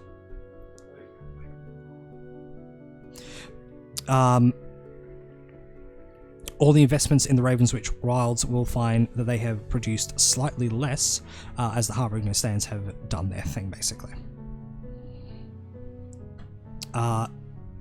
Finally, we have the status of the sanctioned events for Greenwheel to do with their hunts. Basically, this is just a way of saying they have had an effect, both positive and negative, that have seemingly sort of, well, where positive effect has been had by the hunts happening, negative has happened just as much, if not more so, and it does ultimately lead to basically there'll be information regarding strife in Kresenberg for the champion of the Baronies and the Baron of the Resunderholz. Pretty much a bunch of Kresenberg investments are damaged, and you know, there will be decisions to be made about this and actions to be done outside of the summit, because the team seem to like them. You know, you're doing your sanctioned events. It's awesome. Sorry, I'm gonna back in a brief second.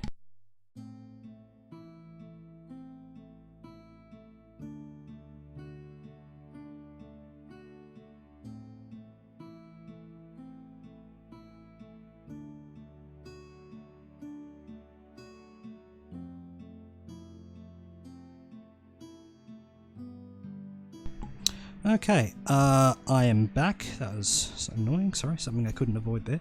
I'm going to make sure that this recording is still happening at all. One moment.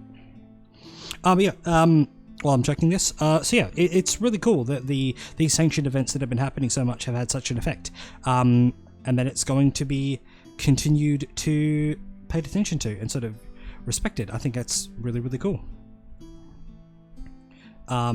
Yeah, and I'm really curious to see how this is going to go going forward. So yeah, cool. Hopefully I didn't just screw all that up, but we'll find out later. So, yeah, so that's of monsters and mice. Very cool. Good luck, Greenwheel. You have a lot to do. Right, so next three, we have a pretty simple one. We have What's Yours Is Mine. So this is to do with title changes, title elections. I've covered some of these in prior articles. The first one is Hand in Hand, which is to do with the Concordian Consular, which I have already detailed and explained. But basically, to give the short version, this is the new religious position within the Foreign Civil Service. Sorry, not Foreign Civil Service. Within the Foreign Service wing of the Senate.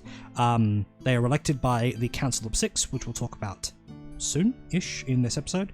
And this is sort of the religious arm of that. This is the go-between between the Foreign Service and the Church itself. The second is the yes, Tour of Duty. This is to do with the champion position of every realm. Basically, short version is the champion title is now a 1 year term, not a 6-month term. So congrats. If you get elected champion this coming summit and your character doesn't die or is retired, congrats, you're going to be champion for a year, obviously, unless you lose the title. Pretty straightforward. And the Field Marshal title is also now a proper title and has the ways it works and such. The Field Marshal prior was a bit of a nebulous one, but it now has its own proper title page and sort of laying out how it works, how it operates, how it's elected, and all that jazz. Please go read it, it's very important. We have the Agent of the Crown that talks about the Royal Ranger, which I've also talked about in a prior episode. Please go read this. Very important.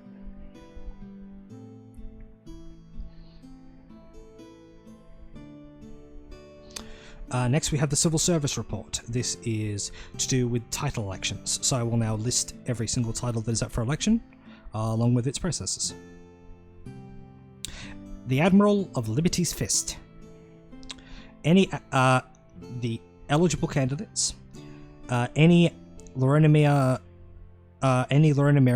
who has not held the title in 1 year. Done by Loronomir's People Assembly in day 1 of the summit. Done by popular vote. Admiral of the People's Gift. Any Loronomerian that has not held a title in a year. Done via the Loronomir People's Assembly on day 1 of the summit. Done by popular vote. Ambassador to the Dendar Nations. Can be held by any Concordian citizen. Is done at the first Senate session of the summit. And is done by Senate majority. Ambassador to the Trade Principality of Aprevano can be held by any Concordian citizen. It is elected at the first Senate session of the summit and is voted via Senate majority. Archmage of the Shard Circle. Any present Concordian citizen done at the first gathering of the Shard Circle of the summit and is done via popular vote. Baron of Resinderholtz can be held by any Greenwielder. Done at the Greenwield Realmic Gathering, likely on the first night of summit, held through the Dark Vote. Captain of the Passage Watch, held by any Concordian citizen, is elected at the first Senate session of the summit, and is done via the Senate majority and approved by magistrates. Champion of the Baronies, any Greenwielder character, done via the Greenwield Realmic Gathering on the day 1 of summit. done by baronial decree. Champion of the King, any Bordavarian, done at the Bordavarian Realmic Gathering, day 1 of Summit, done and is selected via the Tourney of Steel, sorry. Champion of the Revolution, any Loronimeran character, done on the Loronimerian People's Assembly, day 1 of Summit, elected via the Free Captain's Council.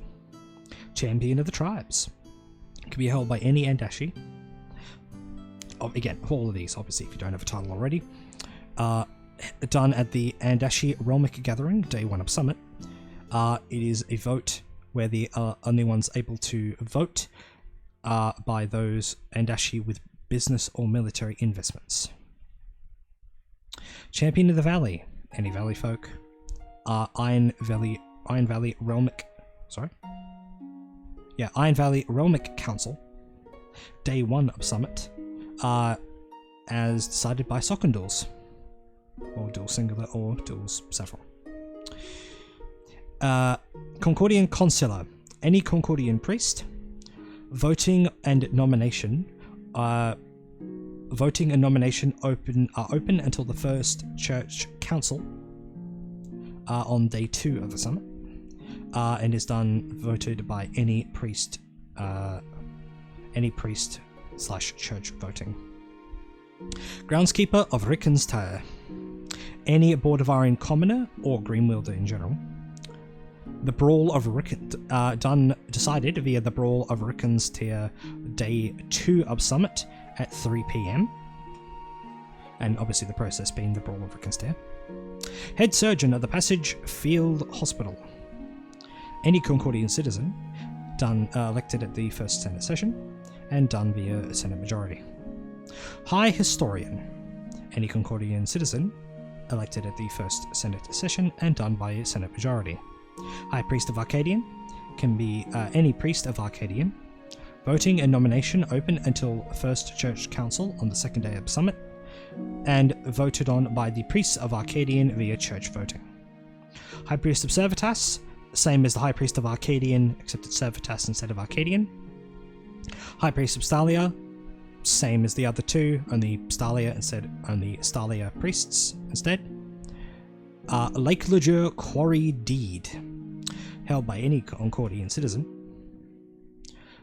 It is up at the first public auction on day 1 of the summit, and done via the exchange public auction.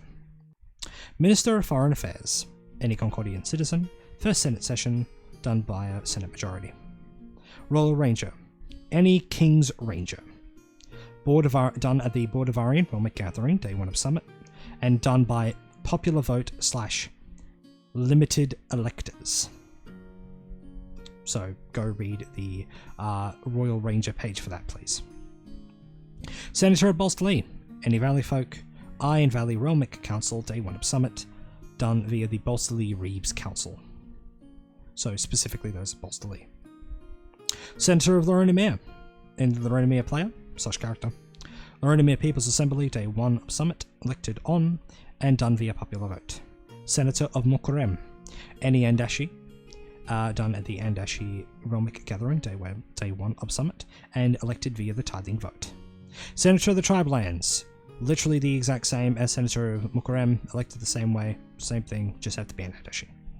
Senator of Wayland, any Bordavarian, done at the Bordavara Realmic Gathering, day 1 of Summit, and elected via the process of the Wise Ones. Spy Master of the Tyrant's Curse, held by any Concordian citizen, elected at the first Senate session, and done through a hidden Senate majority. And that is it for our What's Yours is Mine. Yeah, there's a lot of titles up and a lot of interesting things. As a note, and when we go into I Call the Council of 6, this will explain basically a slightly new version of the church proceedings. There have been also a Facebook post about this And detailing a little bit more, I will try and cross-reference both layers of information. The wiki has been updated to reflect all of this, as far as I'm aware, and I'm giving you the most up-to-date information that I have and that is on the wiki itself. There is a thing I will mention that has been edited and updated since it was released, and I will talk about that when we get there. So, we now have I Call the Council of Six, the second last one for this particular episode. First article. Anyone can be High Priest. I am proof of this.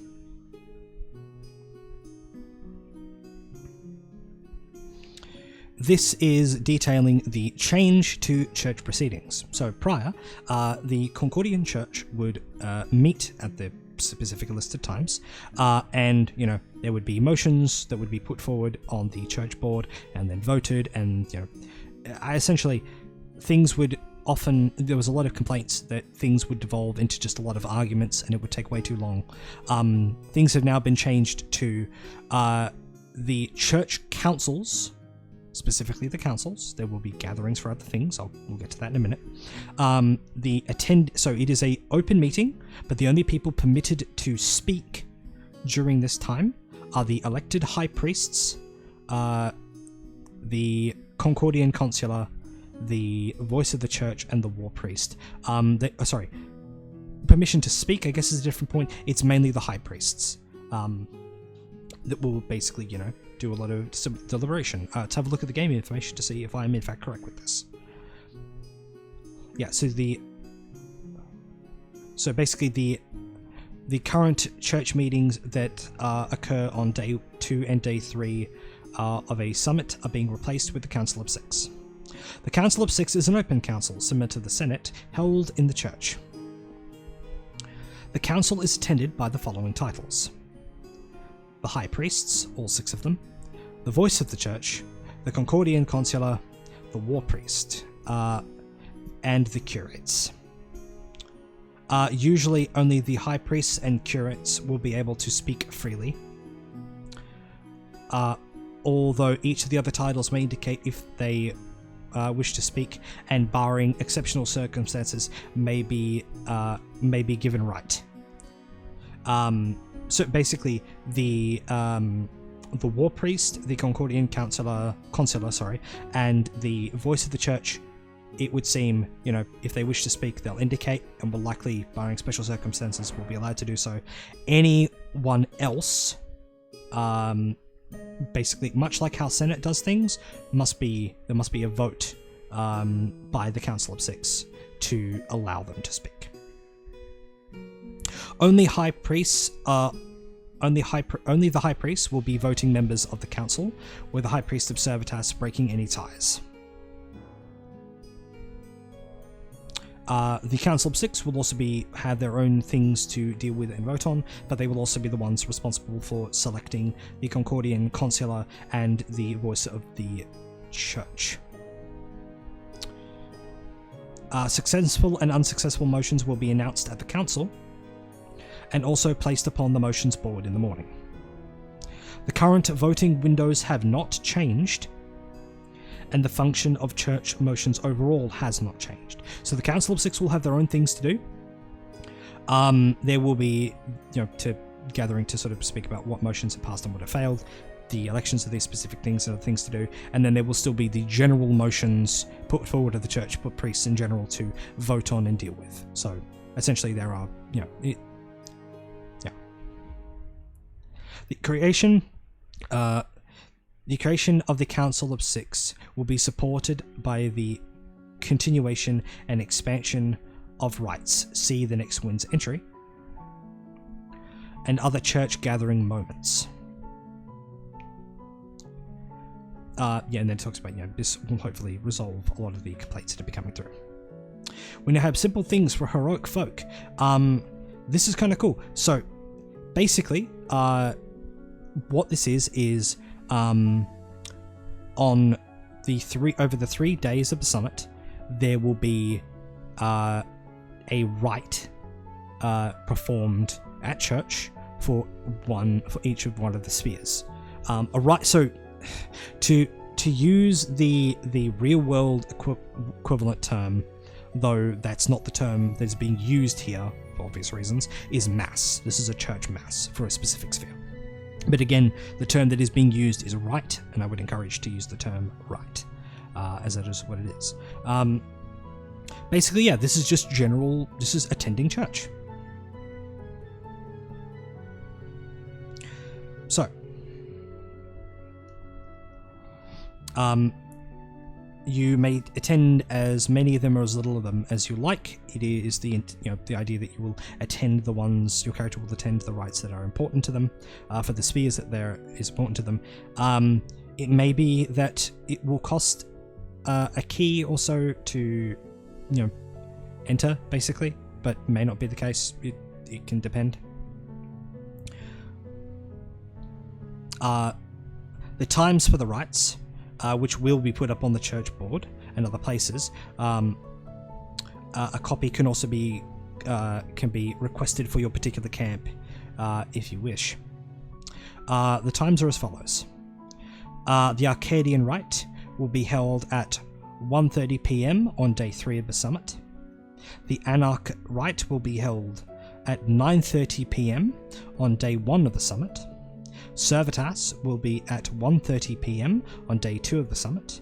The rite for Lumos will be performed at 4:30 PM on day 2 of the summit. Panoply will be performed at 6:30, day 1 of the summit. Starly will be performed at 9:30 PM on day 2 of the summit. If for any reason a rite is called off, a note will be, posted about rescheduling it in as many places as possible, as quickly as possible. While the curate is ultimately responsible for ensuring the rites are performed, high priests are encouraged to run their own. And other priests of the spheres of that sphere may also perform that the rite if they wish. Basically, go see Bishop/Curate Runfeld for basically what you need to do for a rite, what is required of a rite, to do a rite, that sort of thing. So, next we have harsh voices in distant rooms.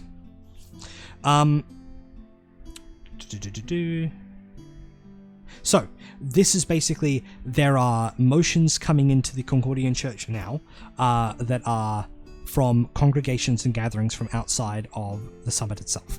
So this is so for like congregations and smaller church gatherings from across the Concord, this is where these motions are coming in. So now it is the Concordian Church at summit will be able to vote on things that is in situations far afield in other places. 3 of the motions are currently listed here. Caleb of Carningsfield, priest of Servatas, proposes the following declaration. The Triamonites of the Dendari are here to corrupt the souls of the Concord towards false gods. Sorry, I'll give the short version. The first one is basically saying we should be condemning the Triamonites that have turned up and not protect them. We should not be protecting them by Concordian law. The next one, a priest of Panoply has put forward a motion for a change of doctrine.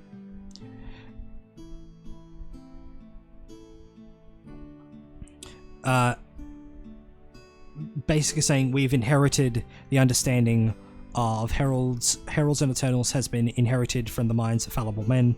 Basically saying, we've inherited this from the Adabazani. It could be that their understanding of the heralds and eternals is not correct.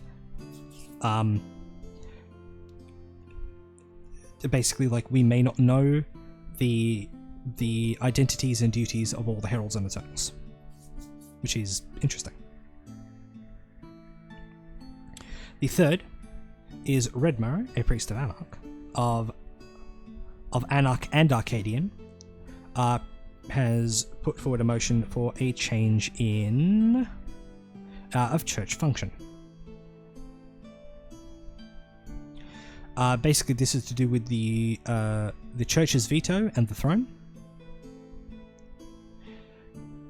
Basically, So the church's veto, to explain this, as used by the voice of the church, if it gets to the last day of summit, and the last sort of Senate meeting of the last day of summit, and they are electing a throne, wind that back. On the last day of a summit, the voice of the church is permitted to use the church's veto.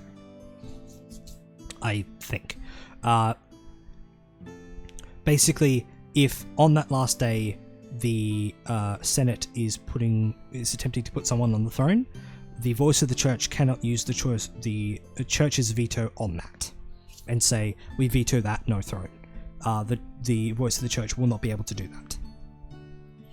To just use the veto on the vote for the throne, or the vote, yes, the election of a throne for the Concord.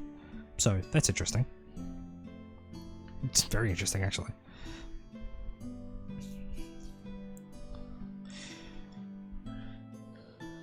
So yeah, there's going to be some interesting motions put forward from far afield.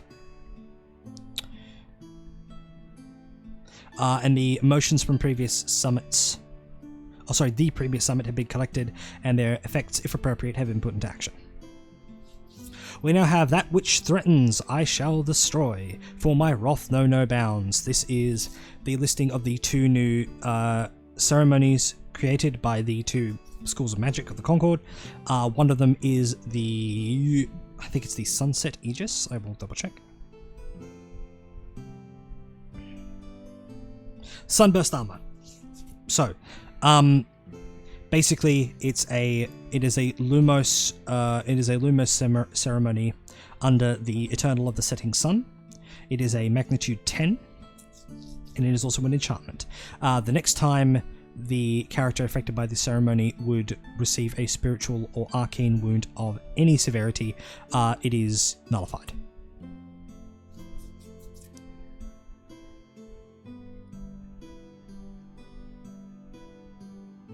It doesn't affect physical wounds, as a note. There is a role-playing effect.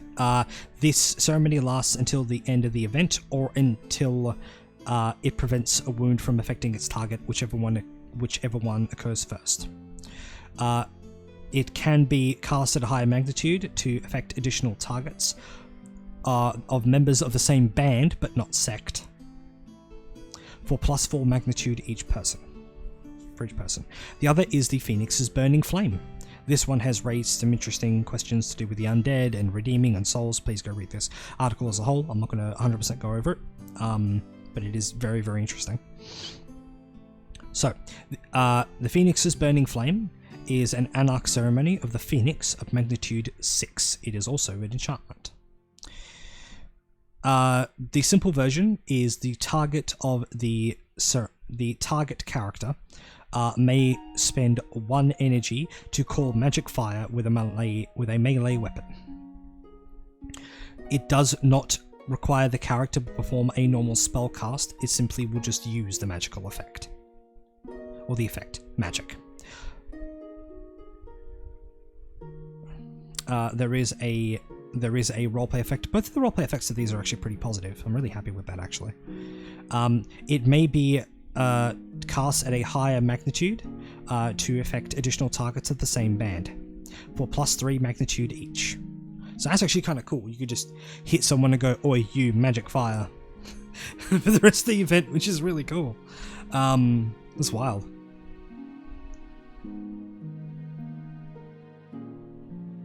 Oh, actually, hold on.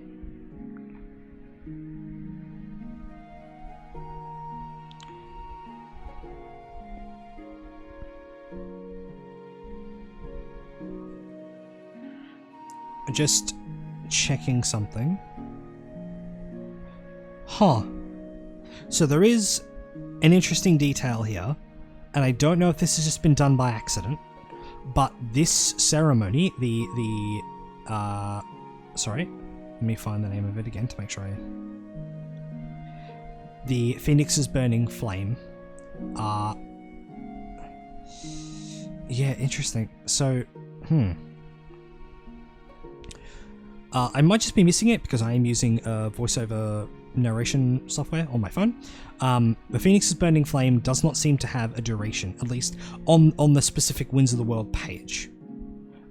Give me a moment. I'm going to go to the page itself to see if it does say it. Hold on.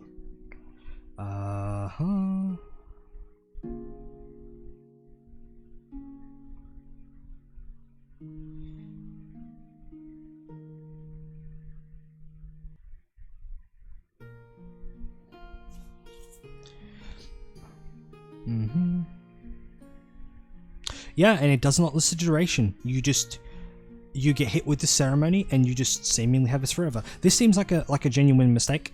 Please keep an eye out for the Concord team possibly editing this and actually giving it a duration, but it seems like it currently doesn't.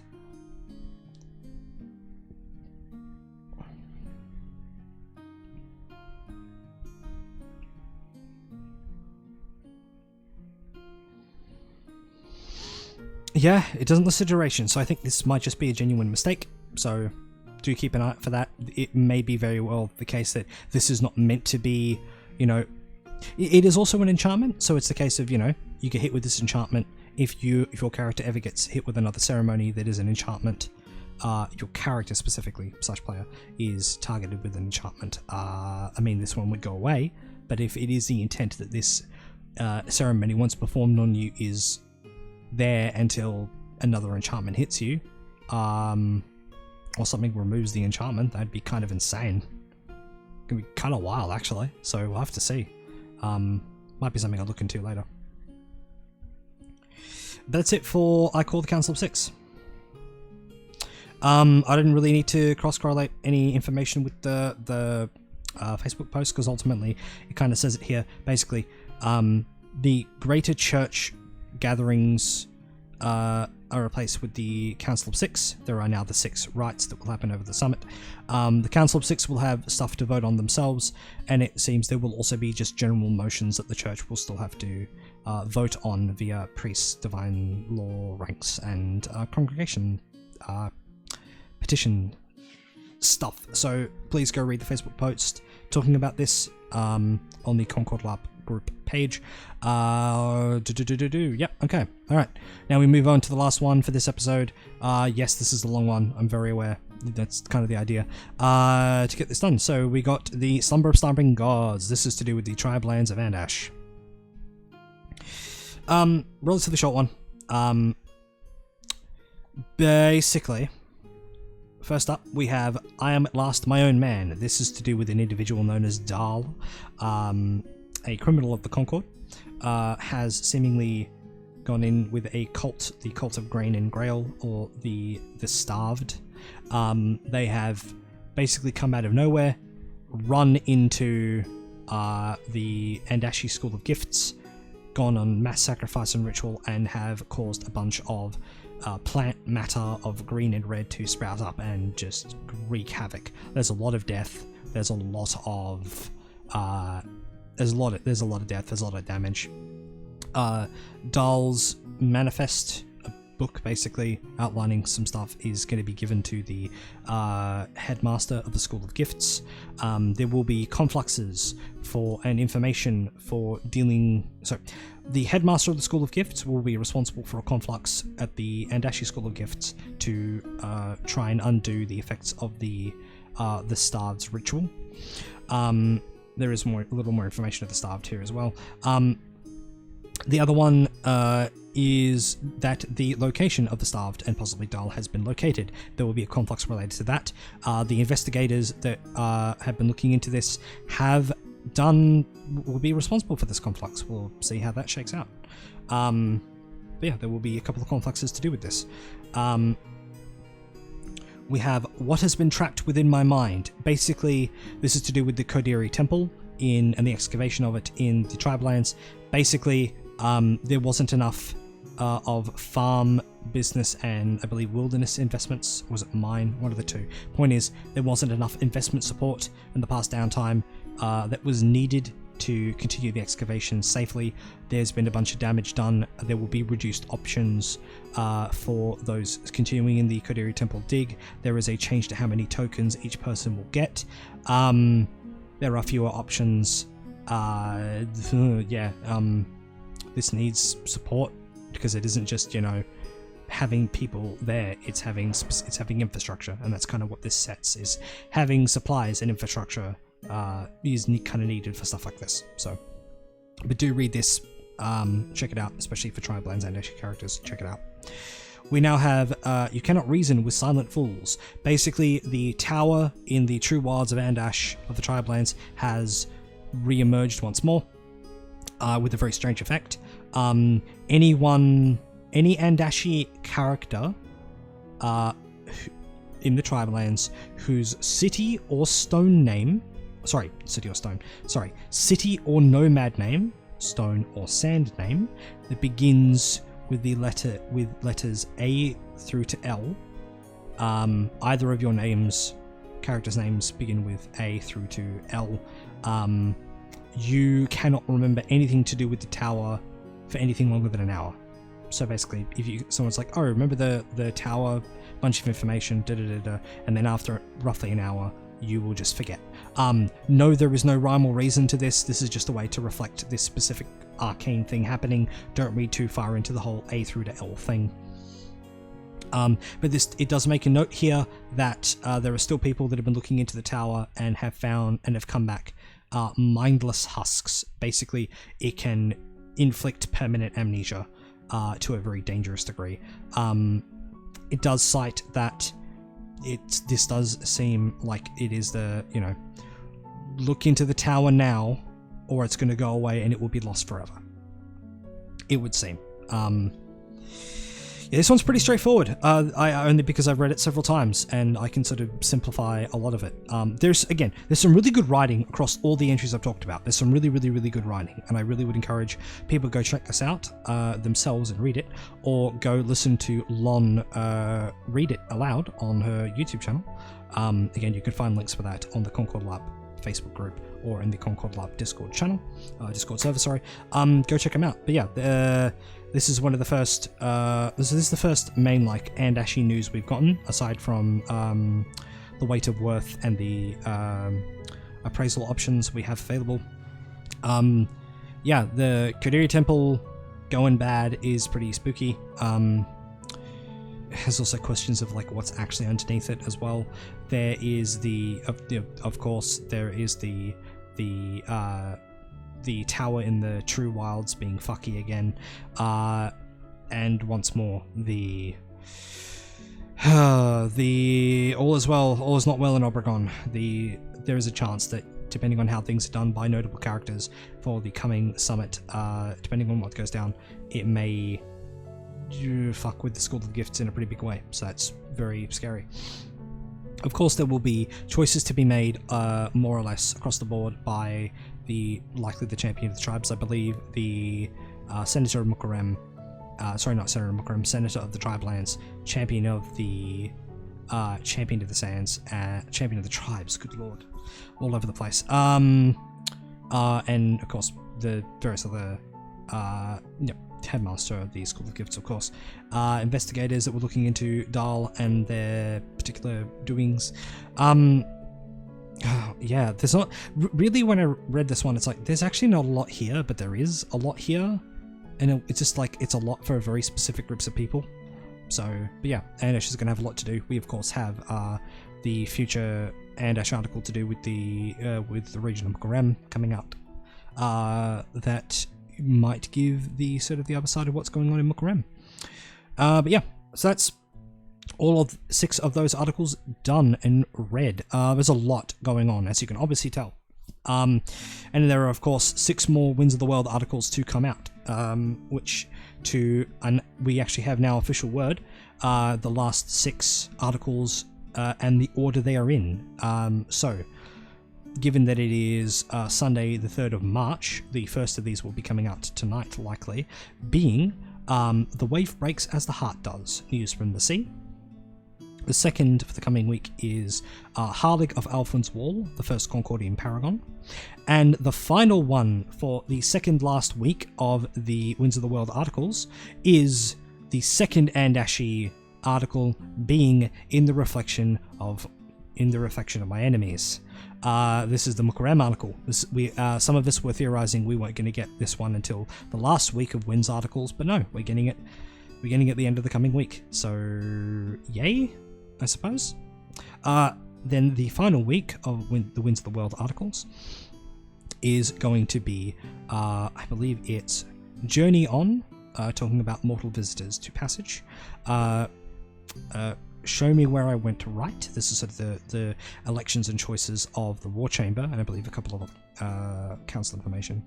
I believe it's mostly to do with the War Chamber, however, and war reports. And finally, gold for kings, silver for nobles, copper for layfolk, and debt for slaves is the Treasury report and the Quartermaster's report. As a note, when it comes to the Quartermaster's report, although now that I'm thinking about it, the Quartermaster's report might also be the Show Me Where I Went Right rather than the Gold for Kings. But still, when we get the Quartermaster's report, this will coincide with a change to Concordian naval investments and how they will operate, the general mechanics, including ports and all that sort of thing. There is a post to do that Michael Harris, aka Skittles, has put up on the Concord LARP Facebook group regarding changing investments and changing realms. Please go read that post, because one of the top comments there is asks about naval investments, and this is sort of where this information comes from. Please go read that, and it's some pertinent information there. If you have a naval investment, you're going to need to know this, because this is going to sort of hopefully smoothen out a lot of things. But yeah, so the plan is I'm going to do one more episode covering the remaining 6 Winds articles when they're all out, and that will be another big episode, and that will be the Winds coverage for winter 2024 done. I really should have just done that to begin with, just let 2 weeks worth come out and then cover them all in a big one and just do that. That probably would have been better than what I tried to do, but we live and learn. As per usual, there's a lot to do with the Concord. Right now, the all tickets are at their highest price. Player tickets are currently at $175. If you have not bought your ticket, you need to do so. If you currently have financial issues and want to look at other options and things like that, please contact Sam Bowden or concordplot@gmail.com to do with tickets and such. Player packs have been revealed. They are different coloured badges promoting survival and victory over the broken year.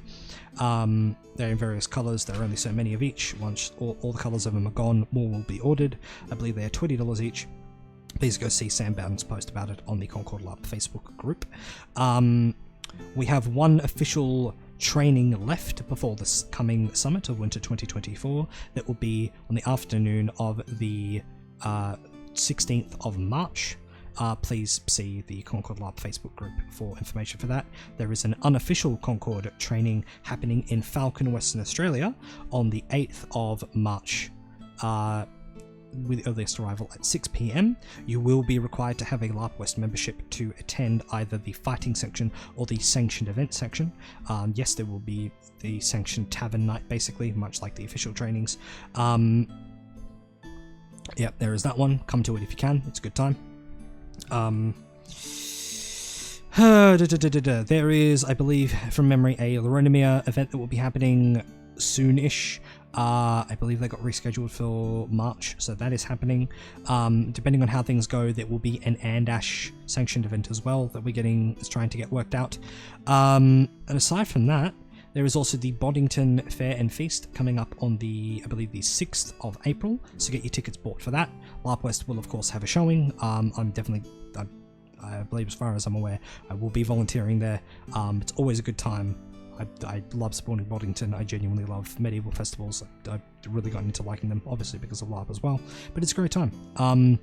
It's also just great to support Boddington, considering that we have a really big presence and showing there, and we want to make sure we have a positive interaction and showing and support of that particular region and area.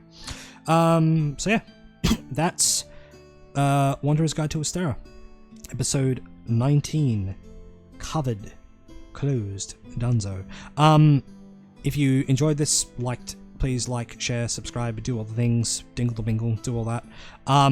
Comment below which of these is your favourite Winds entry. I'm curious on which one and why.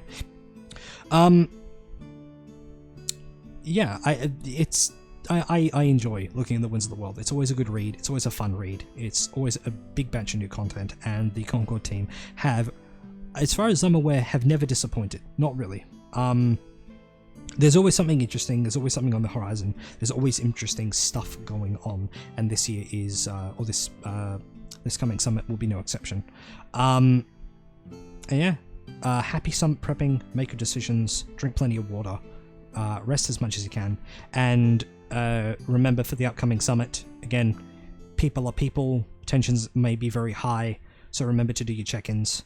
And I really do hope you'll have a very good day, very good night, very good morning, whenever you're listening to this. Yeah, have a good one. Bye.